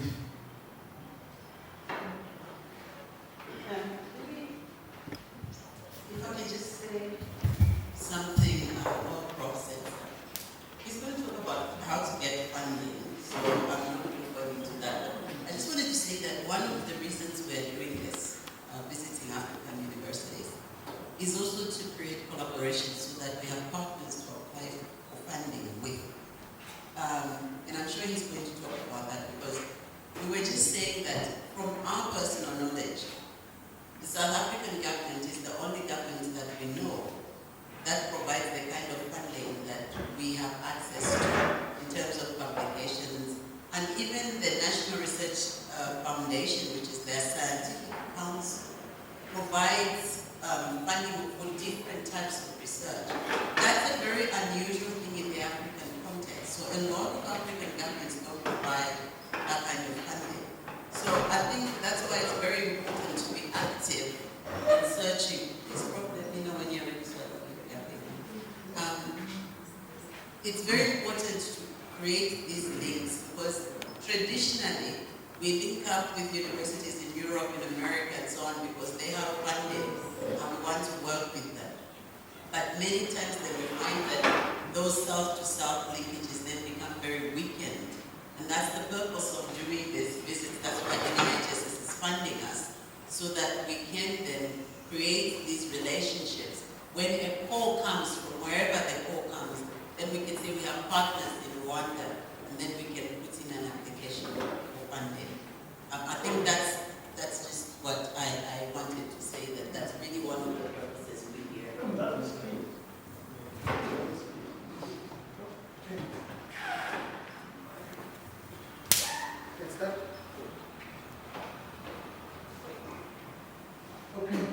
Good afternoon, everyone. I'm going to be talking about research funding, and I thought I would start my presentation by showing you my latest rejection outcome. Yeah, because I think it's important to not romanticize it. So you got 220. I wish. Okay, so my colleague and I, who I have never met, by the way, her name is Dr. Vanessa Berg. We only meet online. And for 8 weeks of our lives, even leading to Christmas, because the UK system has different, they work over Christmas. We closed in November. So this was at the University of Bristol. She works at the University of Bristol, so they had to be a Bristol partner. So we put together a nice proposal, Prof. I thought it was nice. And then, so they wrote to us, how many days was this? This was on Wednesday at 7:01 in the evening. Thank you so much for your application to the Parks Partnership Fund. The call was very competitive with over 50 applications received. And unfortunately, your application was ranked below the funding cutoff. We aim to provide you feedback on your application at the beginning of March. Thank you for your patience while we work through preparing this. We wish you well in developing your ideas further and hope you find alternative opportunities to take your research forward. I'm very sorry to bring you this disappointing news. Professor Isabella Aboderin, she's Nigerian. Yeah. So, anyway, so I'll leave the slides, but just to be brief, some of the stuff I want to talk about. I want to start with the rejection, that it is a part of the process. I think now I have developed a thick skin. I think what I do now is that for as long as I've put in the effort, whatever happens is fine. Because sometimes if you send something bad and you know it's bad, and it's like, what do they say? Expecting a positive outcome from doing something which you know is ultimately not going to help with the process. So I think that's important. That's very important to say to everyone, that there's so few monies floating around and there's so many people wanting that money. And sometimes what makes a proposal bad is not you or the topic. Maybe as of that particular time, in the eyes of the funders, their mindset was not on those issues of decent work that we were trying to look at. But what I'm glad about, though, is I've got a good proposal which I'm going to get feedback in March, and I'm going to use it for a local funding.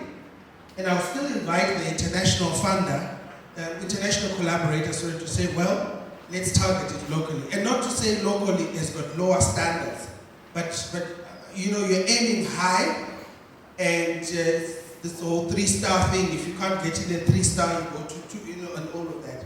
So that's the first thing, the rejection. So it's a process. I won't take you through the process, but the most important part of the process is that there is an outcome. And the outcome somewhat is either positive or negative. Now, when I attended a workshop with these guys, they even said that in most cases, because of the fewer funds chasing, the outcome is likely going to be negative. Yeah. And sometimes we must let that sink in to realize it's not just Saturday night you're sitting and you're saying, I'm going to write a grant and send it. This was 8 weeks of work, and 8 weeks, like one full day, 8-hour day, just putting in, writing every sentence, making sure that it aligns. So it's a process. In our context, the issue of austerity is important. We may have spoken about how well funded we are, but the reality also is that money is being given to other portals and channels. For instance, we are now funding undergraduate education. And because of that burden in funding higher undergraduate education, a lot of the postgraduate studies or monies for research is being shifted towards that. Promotion demands dictate it. Now, I could be wrong, Prof. Simatele will correct me. If I can come to a panel and show you a panel for promotion to say, well, I attempted this international grant, I didn't get it, I got this local one, this Africa one, I mean, I keep that email, and I keep it because it motivates me. This was on Wednesday, and I said I'm not going to share this with anyone, but I said, no man, it's a rejection, like any other rejection, let me keep it. But you know what, the most important feedback I'm looking forward to, the March feedback. When they give me feedback to say, no, this idea, we have problems with it, go and change that, because I know very well I'll find a home for that project. So we must move towards more collaborative work, working together, which is what that thing with Vanessa that we did.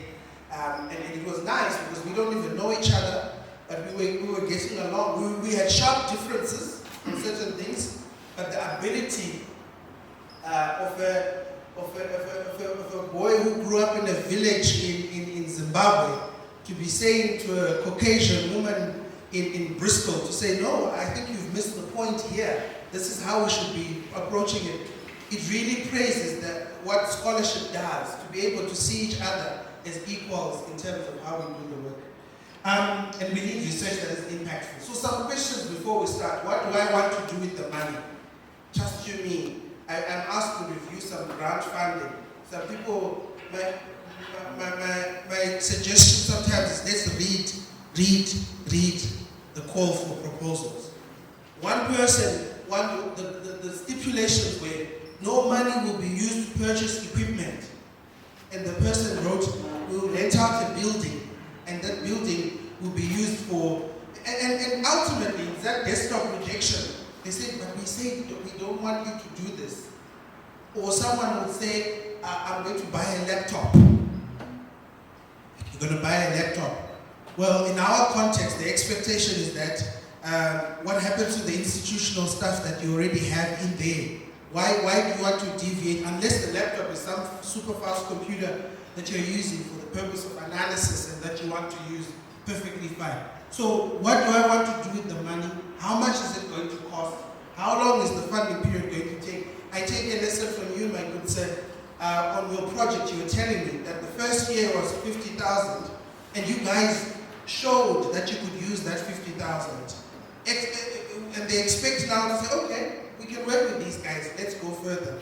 It's not about just writing amounts on grant proposals, because the money is not yours. So what do you do? I want 450,000 pounds to do research. And some big short organizations are struggling to get 10,000 pounds to be able to do the work that they do. What will the grant do? Where am I in my career? And I think that's important. So 3 scenarios. Apply and you can be funded. Apply and you're not funded. Look at the third one. Don't apply, at least you won't be disappointed in number 2. But what if you apply and you are funded as in number 1? And I ask myself, so when I sit and look through a call, I ask myself those scenarios, but I also try to be realistic. I try not to just say to everything. I say to myself, okay, this stuff is in an area that I'm not an expert in. Can I bring in something that I'm good in and get somebody to work with? So scenarios are crucial. And then we have rejection. Here's another one from 2019. Thank you for your time. And this one is important because this one is coming from a system that is well funded in South Africa. I want to create an impression to say not every South African project gets funded by South African funders. Very few get funded. This was an indigenous knowledge system project where we were trying to look at capacity building in a rural community to try and understand what dynamic capabilities and IKS would they interact. Thank you for your time and effort invested in it. And that part is crucial. We invest time and effort in participating in that call. We regret to inform you that your application could not be funded at this time. Funding requests instrument are extremely competitive. The funding decisions are based on that process. To maintain and enhance fairness and consistency, we have deployed a panel of experts. Basically, it was a rejection.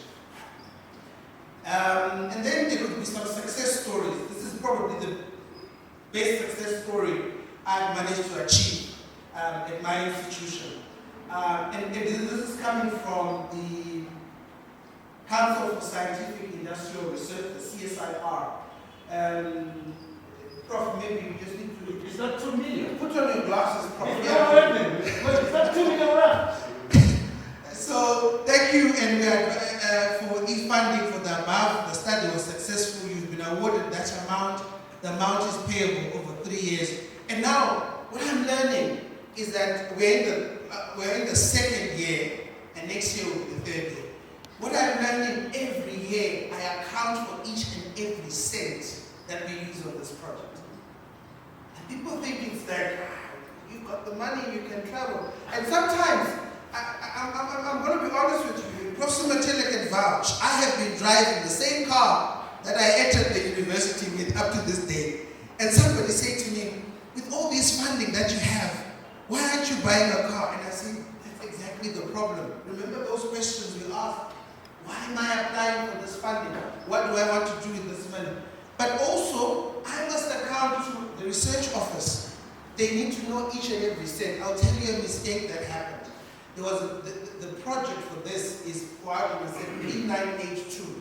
And I've got another project which is P782. So the intern made a mistake and paid for me to go to a local conference using this project. But this project has nothing to do with what I went to a conference for. When the auditors came, I was summoned.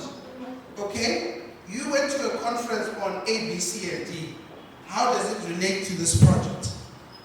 And I went and double checked and we spoke about it and I actually found out it was an error that happened. And I had to find ways of accounting. So that's the other part. It's not just about having money, it's about accounting for each and every cent that you're going to have.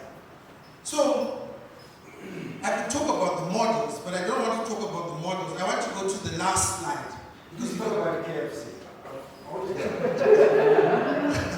Okay, I wanted to go to the last slide.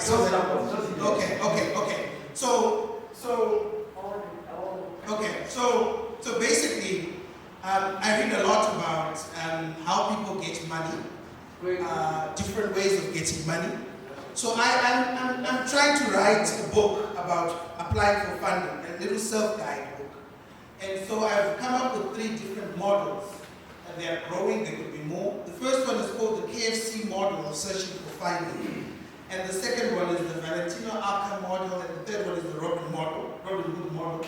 So the KFC model is simple. It's a famous story that happened in South Africa, where, and this is the original setting, 2 lovebirds who love each other, but are poor, have got nothing. And sometimes maybe it's a luxury for some people to say, oh, I'm at KFC. For some people, it's within their bracket that they afford. So boyfriend takes girlfriend out for lunch, but boyfriend on this day wants to propose. So right in the middle of KFC, they are seated there. He goes down on his knees. He gives the girl a ring. And somebody took a picture. And the picture went viral. And when the picture went viral, we've got something we call Black Twitter in South Africa. Somebody picks up the phone to the radio station and say, I run a construction company. I would like to build them a house because of their story. Somebody says, well, I'm jewelry. I would like to dress her on your wedding day with free jewelry. Somebody says, I run a company that sells drinks. We're going to sponsor the drinks. So all of a sudden, what was a purely genuine situation of an expression of love generated attention. Now, they did not go and willfully do it. So it's like me, I go to the streets of Kigali and I want to create attention, and I go and fight with somebody and I tell Professor Mathibe to start recording, and then all of a sudden the news recording makes it to South Africa, and South Africa declares war on Rwanda. But this was a purely genuine story. So the lesson there was that when we apply for funding, sometimes we need to be innovative, be genuinely authentic about what we want to do.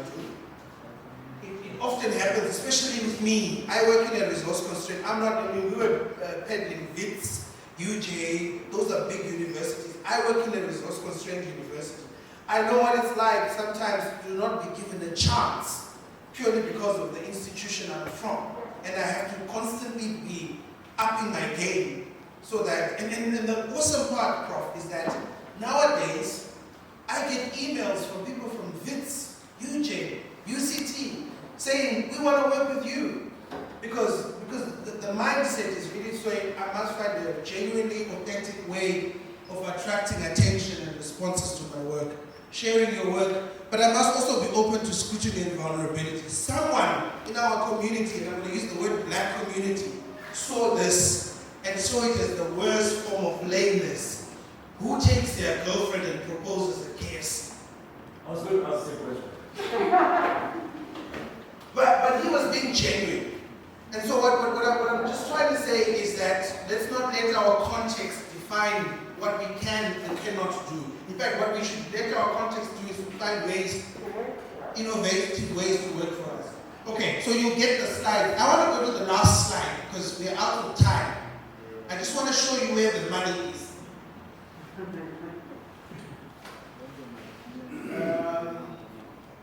Should we have one more slide? Oh, perfect. Okay, yeah. Yes, this is where the money is. And I really think I have a meeting every Monday with an intern. I work with an intern and I've trained her to look for opportunities. And so we sit every Monday and she gives me intelligence. And that's the nice part of training somebody. I said, Nabisa, please sit down. This week, that was her role. We sit down, it's okay, Prof. These are the opportunities that are there. And then when I get them, what do you think I do? Do you think I'm going to give Prof Simatele?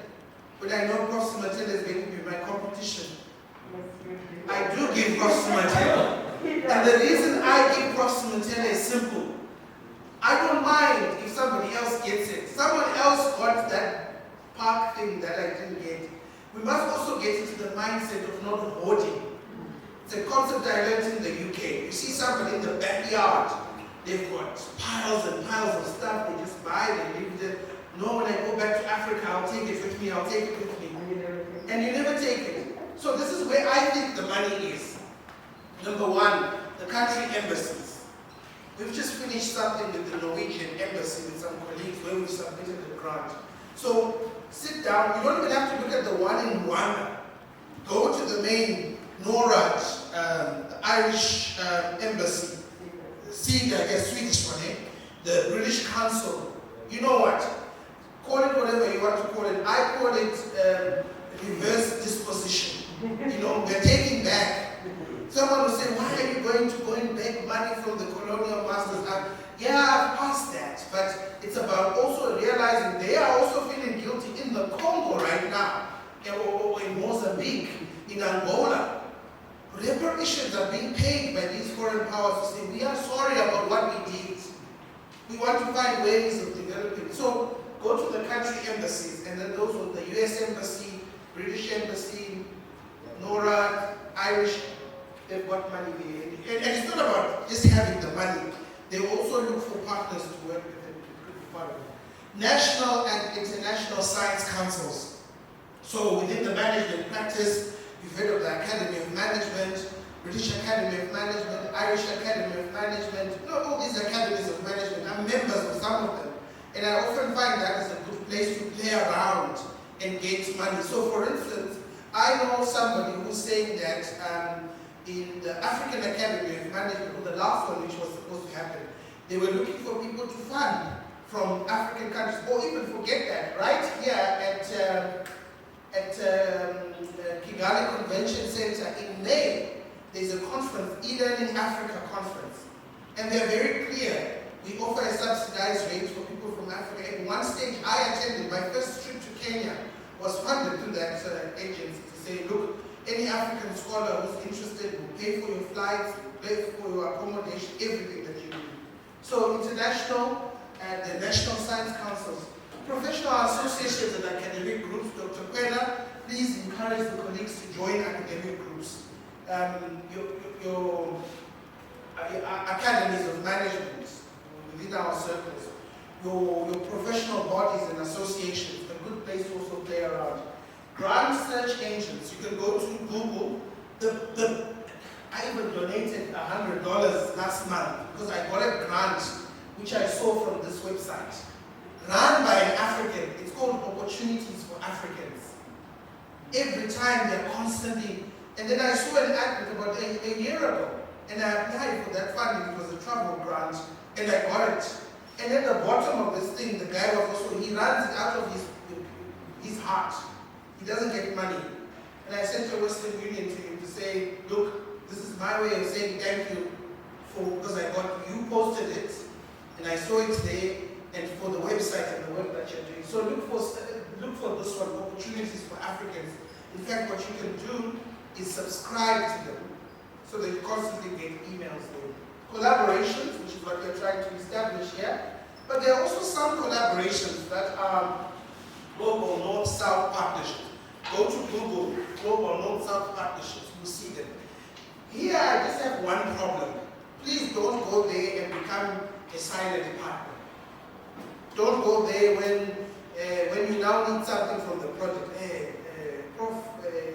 Prof York from Harvard is a member of the project. My laptop is broken down. Please can the project, or Prof York, but you constantly be asking and asking. Go there, be a contributor. And that's also crucial, that you're not just there. And I don't like the begging bowl mentality there. South-to-South collaborations, which is us. What are we doing? This morning, Prof Hinson sent me, I asked for contacts at the University of Ghana. And knowing Prof Hinson, he doesn't go for an ordinary lecture. He gives me the dean's email address to say, here's the dean, he will take care of you, tell him what you want. And those are the collaborations that are important. Social media.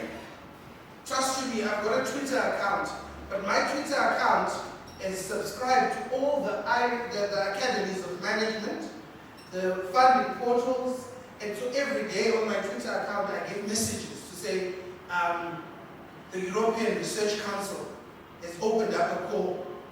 I'm not spreading, I just get those messages because I think that's a good way of gathering intelligence. So you LinkedIn, the social media. I don't know about the non-governmental community here, but when I did this workshop in Zimbabwe, the NGO community also looks for call for expressions. I also hear that it's quite competitive because some of them already know who they want to give the funding to. But also, sometimes it's not even about going to them to ask for money, but finding ways of saying, can we work together on this particular project? And then finally, my wife is teaching me how to use LinkedIn a lot. LinkedIn is also a good platform to connect with people. In fact, the last grant that I applied for from the Competition Commission in South Africa, the person who sent it to me was my wife, and she saw it on LinkedIn. And she just said to me, I think you would like this, here you go. So it's made me develop an appetite for being more present on LinkedIn and research. So, what am I saying? I'll leave the presentations on how do you write an introduction. It's the same concept. You academics, you know it. I think if we can strategize every week, we sit down and just say, an hour a week, I want to just see what's out there. Usually on a Monday. We like to have our meetings on a Monday. These are the things that are there. And if you do it more oftenly, you will find opportunities. I guess the other important part is that these are just the opportunities. The other part is presenting a well-ordered argument to your proposal. And I think that's where the rest of the presentation will be able to assist. So, Dr. Penna, thank you very much, and thank you, colleagues, for your time. Please appreciate Prof. Willie better. Thank you so much, Prof. And I know here we have quite a number of questions. I see Professor Yes, Eki. Professor Willie, you turn to my way. When I asked a question about funding, and I was told we are going to talk about it, I thought you are going to tell us where we will be drawing the check. Frankly speaking, I said that on the lighter mood. I like your approach, and I must commend your team because I had to go out at a point in time, but I must compare and benefited. I was discussing with the colleague, and I said, no, this is a welcoming training program. I like your approach telling us about the rejection, because there is this misconception that when you meet people who have got funded, it's a walkover. And what you are trying to emphasize is the fact that behind every success, you may have about 9 rejections. People always celebrate your success, they do not want to know what has happened, how many times you have been rejected. But again, one thing you have said, and I think I want our members here to take away, is the fact that we should imbibe the culture of looking for grants. If you try to hit, you miss, the more you try, the more you are likely to become perfect. And there is something about the law of Matthew effect. If I collaborate with you, the funding agency may not know how imperfect I am. If with your contribution we are able to hit it, it will go into our record that our team won this grant. Even if my contribution to the success is 5%, to the remaining 95% is because of your expertise. It has come to be part of our success story. So I think that is the issue there. Many of us have not been using the social media maximally. I think that is one other thing you are now saying we should try to do. Dedicating 50-30 minutes. I like it when you said, even if it's 1 hour, because here, what many of us have been saying, you may be busy, but try consultancy. You cannot just rely on your salary and be thinking it will take you to anywhere. Think of alternative. And I think this monthly of a thing is one of it. When you talk about traffic grants, I was like, okay, will I get one that will give me money to borrow? But I realized I have to just continue to search. And I want to thank you.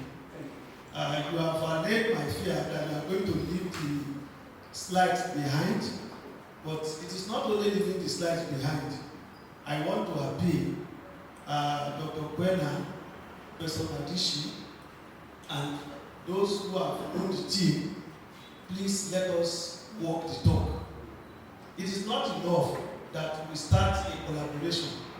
We must give it the activeness it deserves.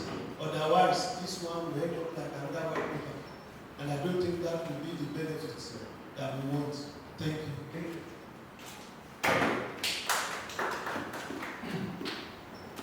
Very well said, Mr. Willie.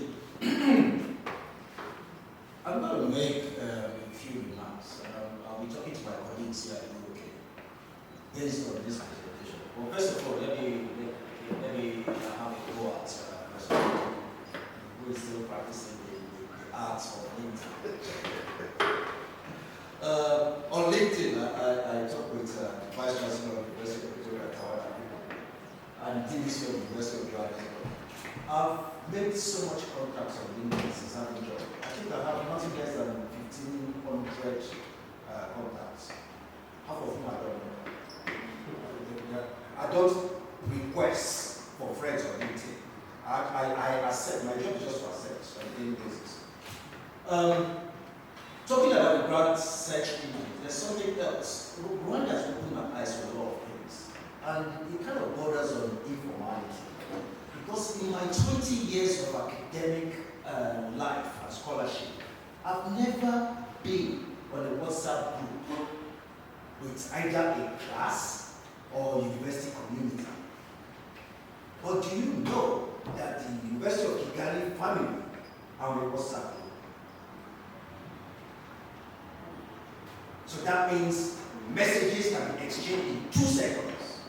You don't need to log on to check your email. It's interesting, surprising, but effective. That's part of the indigenous. We package that proposal and you will get it. It's interesting because it's not a Western ideology. I was in Ghana and the dean of the business school was saying, call your dean is online. I said, I don't have his number. He said, are you serious? You don't have his number? That's how we chat. Before 2 seconds you're there. Because of that, you're still keeping it professionally, even if it's informal. So that's something that's quite interesting. So why did I talk about WhatsApp? Because exactly on the 5th of February, gentlemen, you okay? Check your WhatsApp message 5th of February, we got at least a dozen research grant funding opportunities from Professor Hinton. Those things are there. So we don't need the search engine. We don't even, it's there on your phone. That's something that's quite interesting.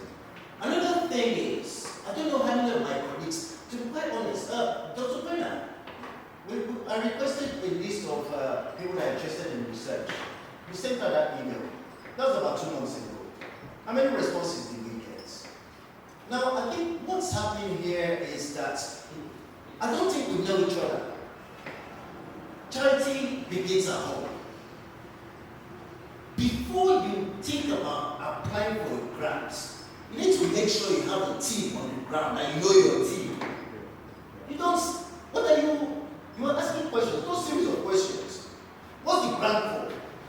Where is the team? Where is the expertise? How do you put it together? Who is doing what? How and why? If you don't have that information, what's the point? You know what you're going to end up doing? You get those collaborators outside. It will be a bit of a shame if there are 3 grant applications and say Professor Mathibe is collaborating with other universities and nobody from India. So gentlemen, I hope this is a learning point. Let's look inwards. Let's look inwards and please go back to Dr. Brenner's email and respond. Thank you. Thank you, Dr. Dishi. You have heard. Sometimes when I push them too much, they always come back to me. So it's good you raised it. And I think one of the key things is that we need to learn how to unlearn. The status quo cannot remain. And the reason why we try and interact with our partners from outside is to learn how they do their things. One of the things I've learned is that Professor Willie and Professor Sima here, they collaborate a lot, unless I'm mistaken. They are from the same institution. I have learned, I picked that one. So we need to also try and find ways of, we are within the institution. We can try to collaborate internally from that. And then the other thing is, Professor Mathibe, they always tell me that I'm the youngest doctor. At least I have found you now, you're younger than me. So I have learned things from her. I'm saying she's younger than me for a reason. Because if I'm older than you, I thought I knew more than you. But there are things she told me that I didn't know. So we also need to learn from those who are below us and as much as those who are above us. We are privileged. Now we have people here like Prof. Motshedisi. So this is our key takeaway for this conference. Research is the way to go. Grants is the way to go. Those other internal issues, we can always handle them internally, but there's nowhere there are no challenges. They can also tell you, even the biggest institutions, they have challenges. So probably before we leave, we can exchange the contact and see how to collaborate. Like what you said, I can't remember who said it. The paper you submitted, it was rejected, then you submitted with someone and it was accepted. So that's something we really want to do here. So for me, unless there's any burning issue, any question from the plenary? I just wanted to get, I have an idea, but I just wanted the team to tell us a little bit more about the NRF rating and what it means to the institutions where the scholars are based, and what it means and how it can impact on research funding. Possibly, you can also explain some of those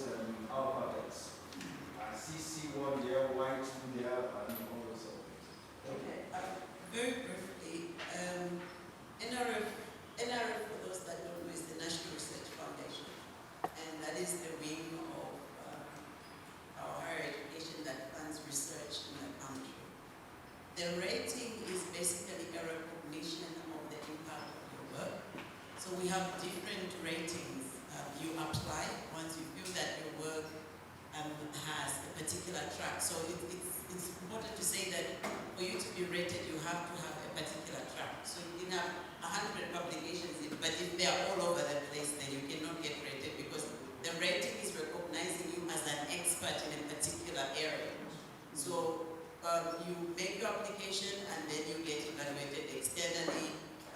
We have South African evaluators, we have international evaluators and so on, and then they rate you. So in terms of the letters, the A is the highest rating, then you've got B, you've got C, and then you've got Y rating, which is for emerging researchers. And then you've got the P rating of maybe 2 years, 3 years of completing your PhD. Okay, so that's the P rating. So essentially, the rating is basically a recognition of where you're at. So an A-rated researcher is an internationally recognized researcher. So, and then a B-rated researcher is somebody who is nationally recognized, whose work has impact and is on the way to being internationally recognized. A C-rated researcher has national recognition, has made impact nationally in their work and has created a track record of research and is on the way to being globally recognized. Why research is an emerging researcher who has made an impact in their research but is within 5 years? Below the age of 40. Is below the age of 40, but is making impact in their research already. Now, thanks for giving away your age. Yes, carry on. It's very important because to just highlight that even if you are below 40, you can actually get rated higher, depending on where you are at. Okay. So, and then you've got the P rating, which is a recognition of people who just completed their PhDs but are actually making an impact in research. So that's basically what it is. In terms of its impact on funding, I don't think there's a significant impact per se. But what it means is that once you've got more researchers that are recognized, then of course they are more likely to bring in research funding relative to others who are not recognized, because funding bodies recognize the fact that if you're a rated researcher, you're a serious researcher, you have a track record, your work has impact, and they will give you money, they'll get an output. So it's just so the rating is really about creating a reputation more than anything else. So what happens is that the NRF gives rated researchers a small amount of money every year to sort of just help them with their research. Because of the thing that Prof talked about, the fact that we now have to fund undergraduate studies, which we didn't do until the FISMAS 4 thing happened. Some money has been moved away from, so rated researchers get a lot less. I think it's like 30,000 and 50,000, which you use for anything that's related to your research. So the amounts have gone down. But yeah, I think that's what I'm Prof. I don't know if I've left. No, that's it. Dr. Kwada, just say that something just came to my mind. Please, just pardon me. After this, I'm going to say it. Right. When you were talking about research and balancing of, is it getting funding for research or incentives or something like that? When we were having our lunch break, I had this interesting conversation with Dr. Marongwe in terms of whether the incentives need to always be financial or whether they could be linked to workload allocation. So I want to give out the opportunity to talk about the workload for research active staff as a non-financial sort of incentive.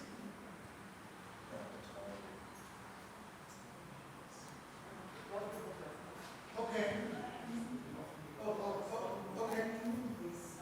All right. Okay. Thank you, Prof. What I was saying was that it's not only, you don't get incentive only in form of monetary. For instance, when it comes to workload, there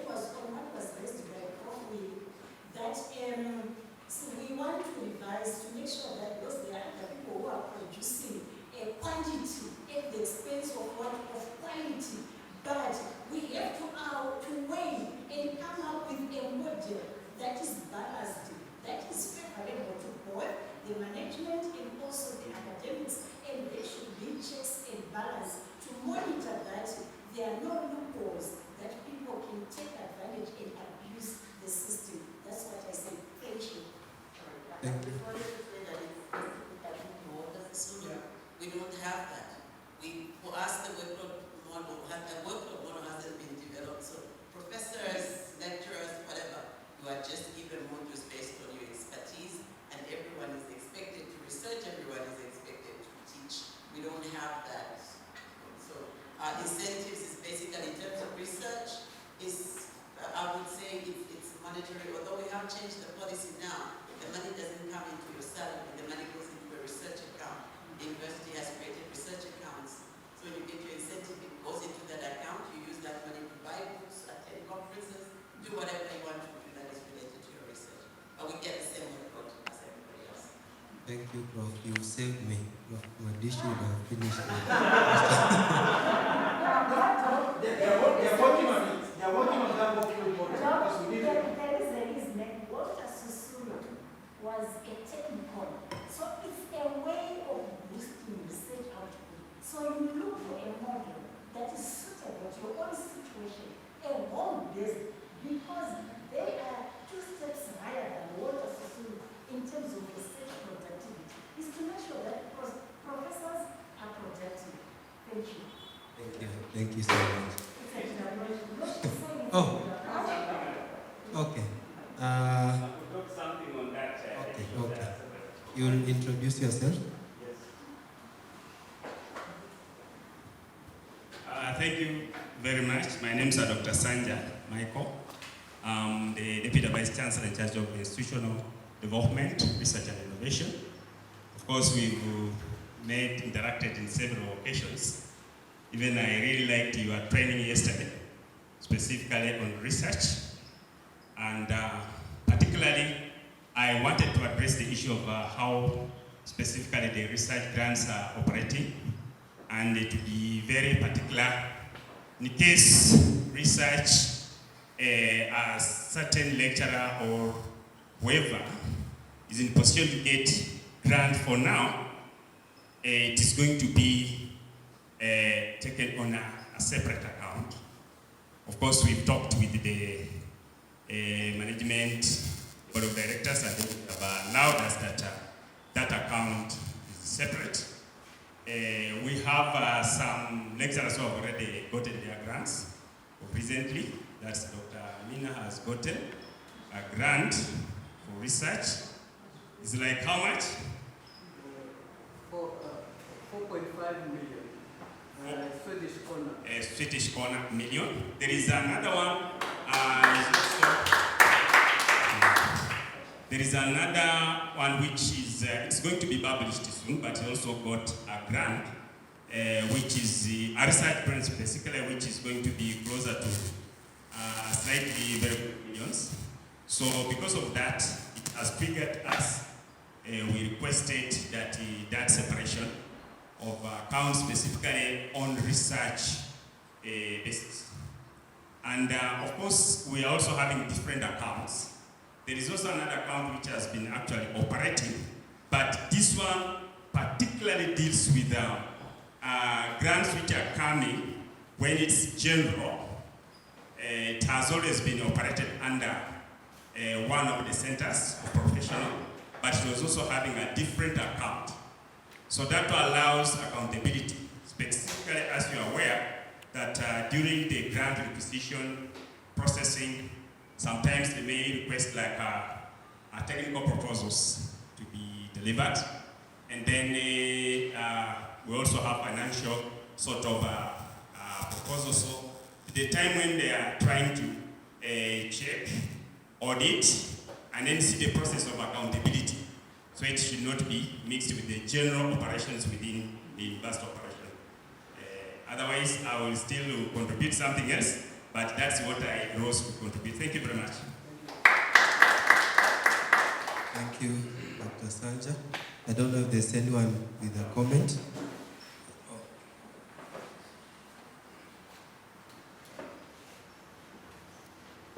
Thank you so much for your wonderful presentation.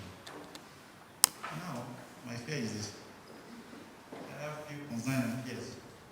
I think on our own part, we will need to go and do so many things. For instance, strategic research policy for the university needs to be reviewed. That is one. This whole research focus needs to be reviewed. And the third one I discovered that now was this. How can you assist us with respect to, let's say, conference and workshops? Let's say collaborative, so that we can help our students, let's say, even if it's online, so that they can present their work, you can have more input. And the third one, I want you guys to help us or share more insight on how postgraduate research, especially masters, being run on the other side, so that we can share more experience from them, so that we know how to improve ours. Because sometimes you see our research, sometimes it's more of a case study whereby just a district. I know people want to publish in a standard journal, in a table journal. You know, sometimes they'll ask, can you use this very district to justify or to sample the whole country? Sometimes it doesn't make sense. Most of our research is not too comprehensive and rich. So I don't know how you can shed more light on what and how you run your things over there with respect to research and conference. Thank you.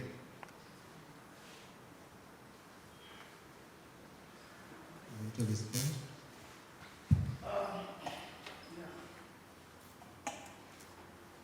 One of the things that I've picked up is because of the COVID modality, a lot of the conferences are being offered online.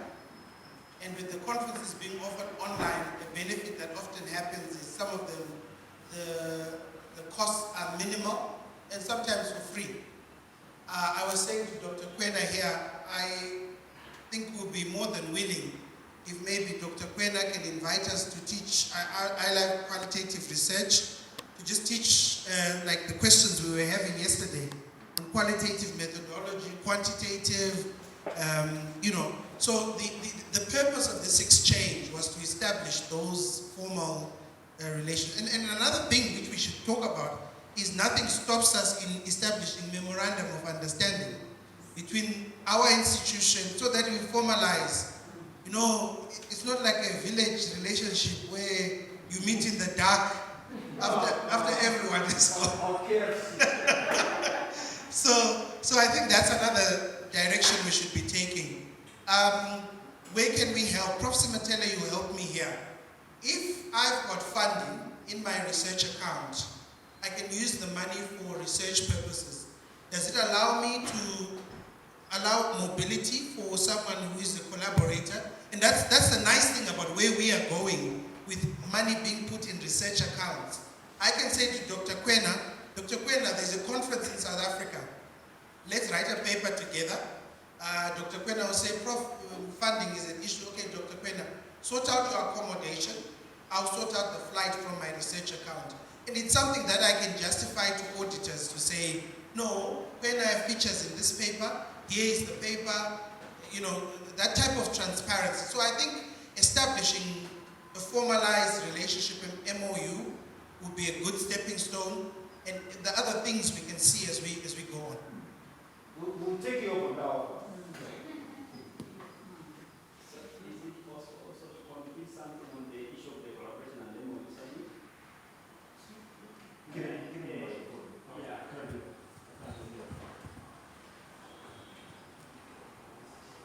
Yeah, thank you very much. As far as the MOU signing, to me, I want to assure you that after you've through what you've done, we've seen it, practically we've experienced, and many of our students have actually proved how your approach is. Of course, the next thing is that we shall be designing the MOU which we've drafted. Then I will be in collaboration with the VC. We work together, then we are going to sign the MOU. That one is what I want to assure you. I'm sure it has to be done even the next week for the 3 universities which have been represented. So initially we had done a bit of mobility, but the mobility which we have actually arranged on is mostly in the European universities. But now, because of the component of Erasmus program, which has a mobility, we have even sent our deans have received emails to list for us the staffs who will be ready to be moving, they go to Europe in the exchange. That program already we have already been given because we had submitted that proposal. And that proposal was, they now sent it back and they told us now, please enlist the lecturers or the staffs and the students. For the last 3 years, we have been having that same program, but for Germany, Erasmus. So apparently we are having 4 universities from Europe. There is Newlyn University, which is in Italy. We have one from Cyprus. Then we're also having another one from Britain. But there is another one which is away from European Union. It is Scotland. The Scotland, but it will be involving all the universities within the Scotland. So why I've introduced this is that when we've signed with you an MOU, it will not tie us that when we are doing a mobility to Europe, we include other universities. Like your universities will go together. You deliver what you have, we can also deliver what you have. That approach is being done by a university from Canada, which had tried to introduce British Columbia. They told us that please look for other universities so that when we are collaborating, if it's a workshop, we do like 5, 6, 7 universities we do together. So we had tried to start, but you have now shown us the true example, the real practical way of how to do it. So I request that you are going to help us, given that most of your university had started long. As we grow, then we can also grow with you. Thank you very much. Thank you for giving me this chance to elaborate on something on such component. Thank you, Dr. Sanja. I don't know if you want to react to any of that. No. I just wanted to say that, like Prof, I'm willing to order an invitation to deliver some classes online. I'm quite happy to do that. Thank you. And also, it's our institution. We have got that provision of an exchange program where they can send you, like coming here for 1 month, and then they will fund for your accommodation, your flights, and then just like that. So not that way, but I think once we get in front of you, I'm sure something can be planned that we can come here. Then we teach. Like now, end of month, I got that one for going to Kenya in March. Just to go there to Kenya for almost a month, where I teach there and seeing how they are doing their things in Kenya. So it's something that is happening. So thank you very much. Okay. We want to wind up. There's something you wanted to comment about. Unfortunately, because we have exams now, we are not able to draw a lot of non-PhD holders. Remember, we are supposed to talk about that. So probably... It can be online next week. All right, okay. Maybe just to mention, our colleagues here, they have opportunities in the universities, and they are inviting those who are interested if they don't have a PhD. Are you allowing those who have PhDs and they want to do another one? I don't know. If you are interested, not me. Postdoc.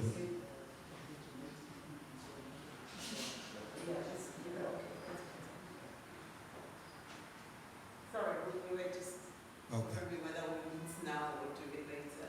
All right. Those that are here. Okay. So I think with that we can arrange maybe another time. In case they come, we'll see what to do. So for I will, before we conclude, I just want to say that I want to extend my gratitude once again to our visitors for the sacrifice you have made to be here.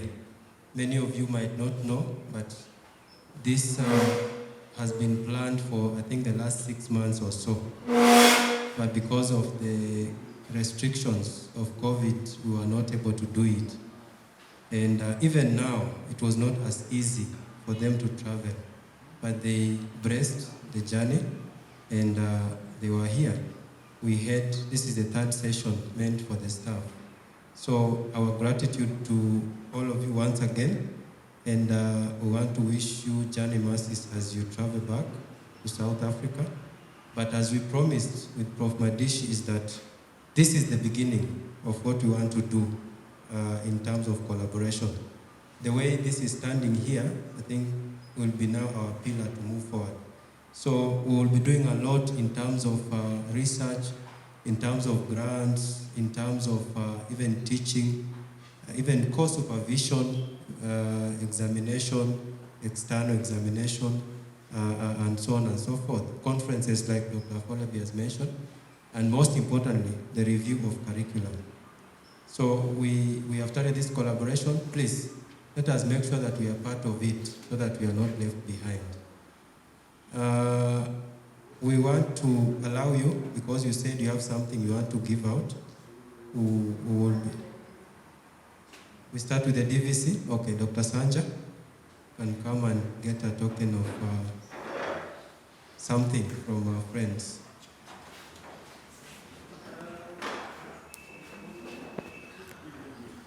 Your commitment, just like I echoed out, we've got information from students, our students specifically, and the staffs. They have said you actually committed and you gave them something which they were missing, and specifically for research. We are really going to follow your trend. We shall try to enter your cargo and then we can move together.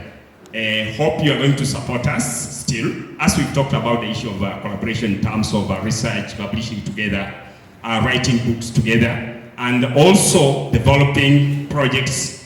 What I want to say is that a few minutes ago I was having a meeting with the Executive Director General for Higher Education Council, and I requested the issue that we are now moved in having university collaboration, specifically from South Africa, Europe.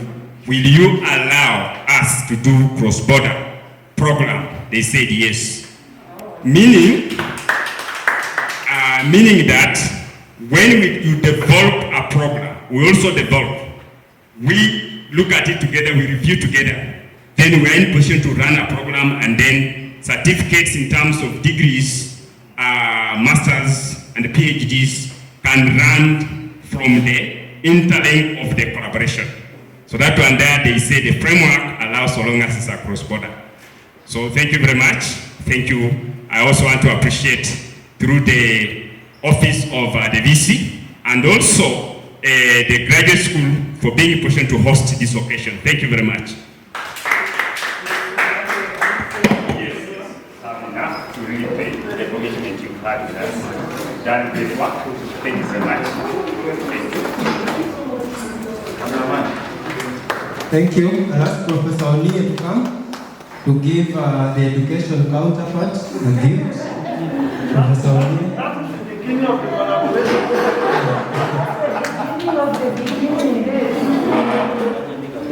Okay, wait.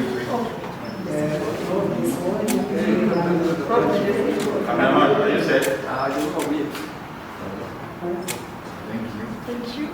Thank you so much. And then I will request the principal, Msanze. We have another campus out of here, approximately 2 hours from here. So he is the principal. So I'll request him to give you a gift.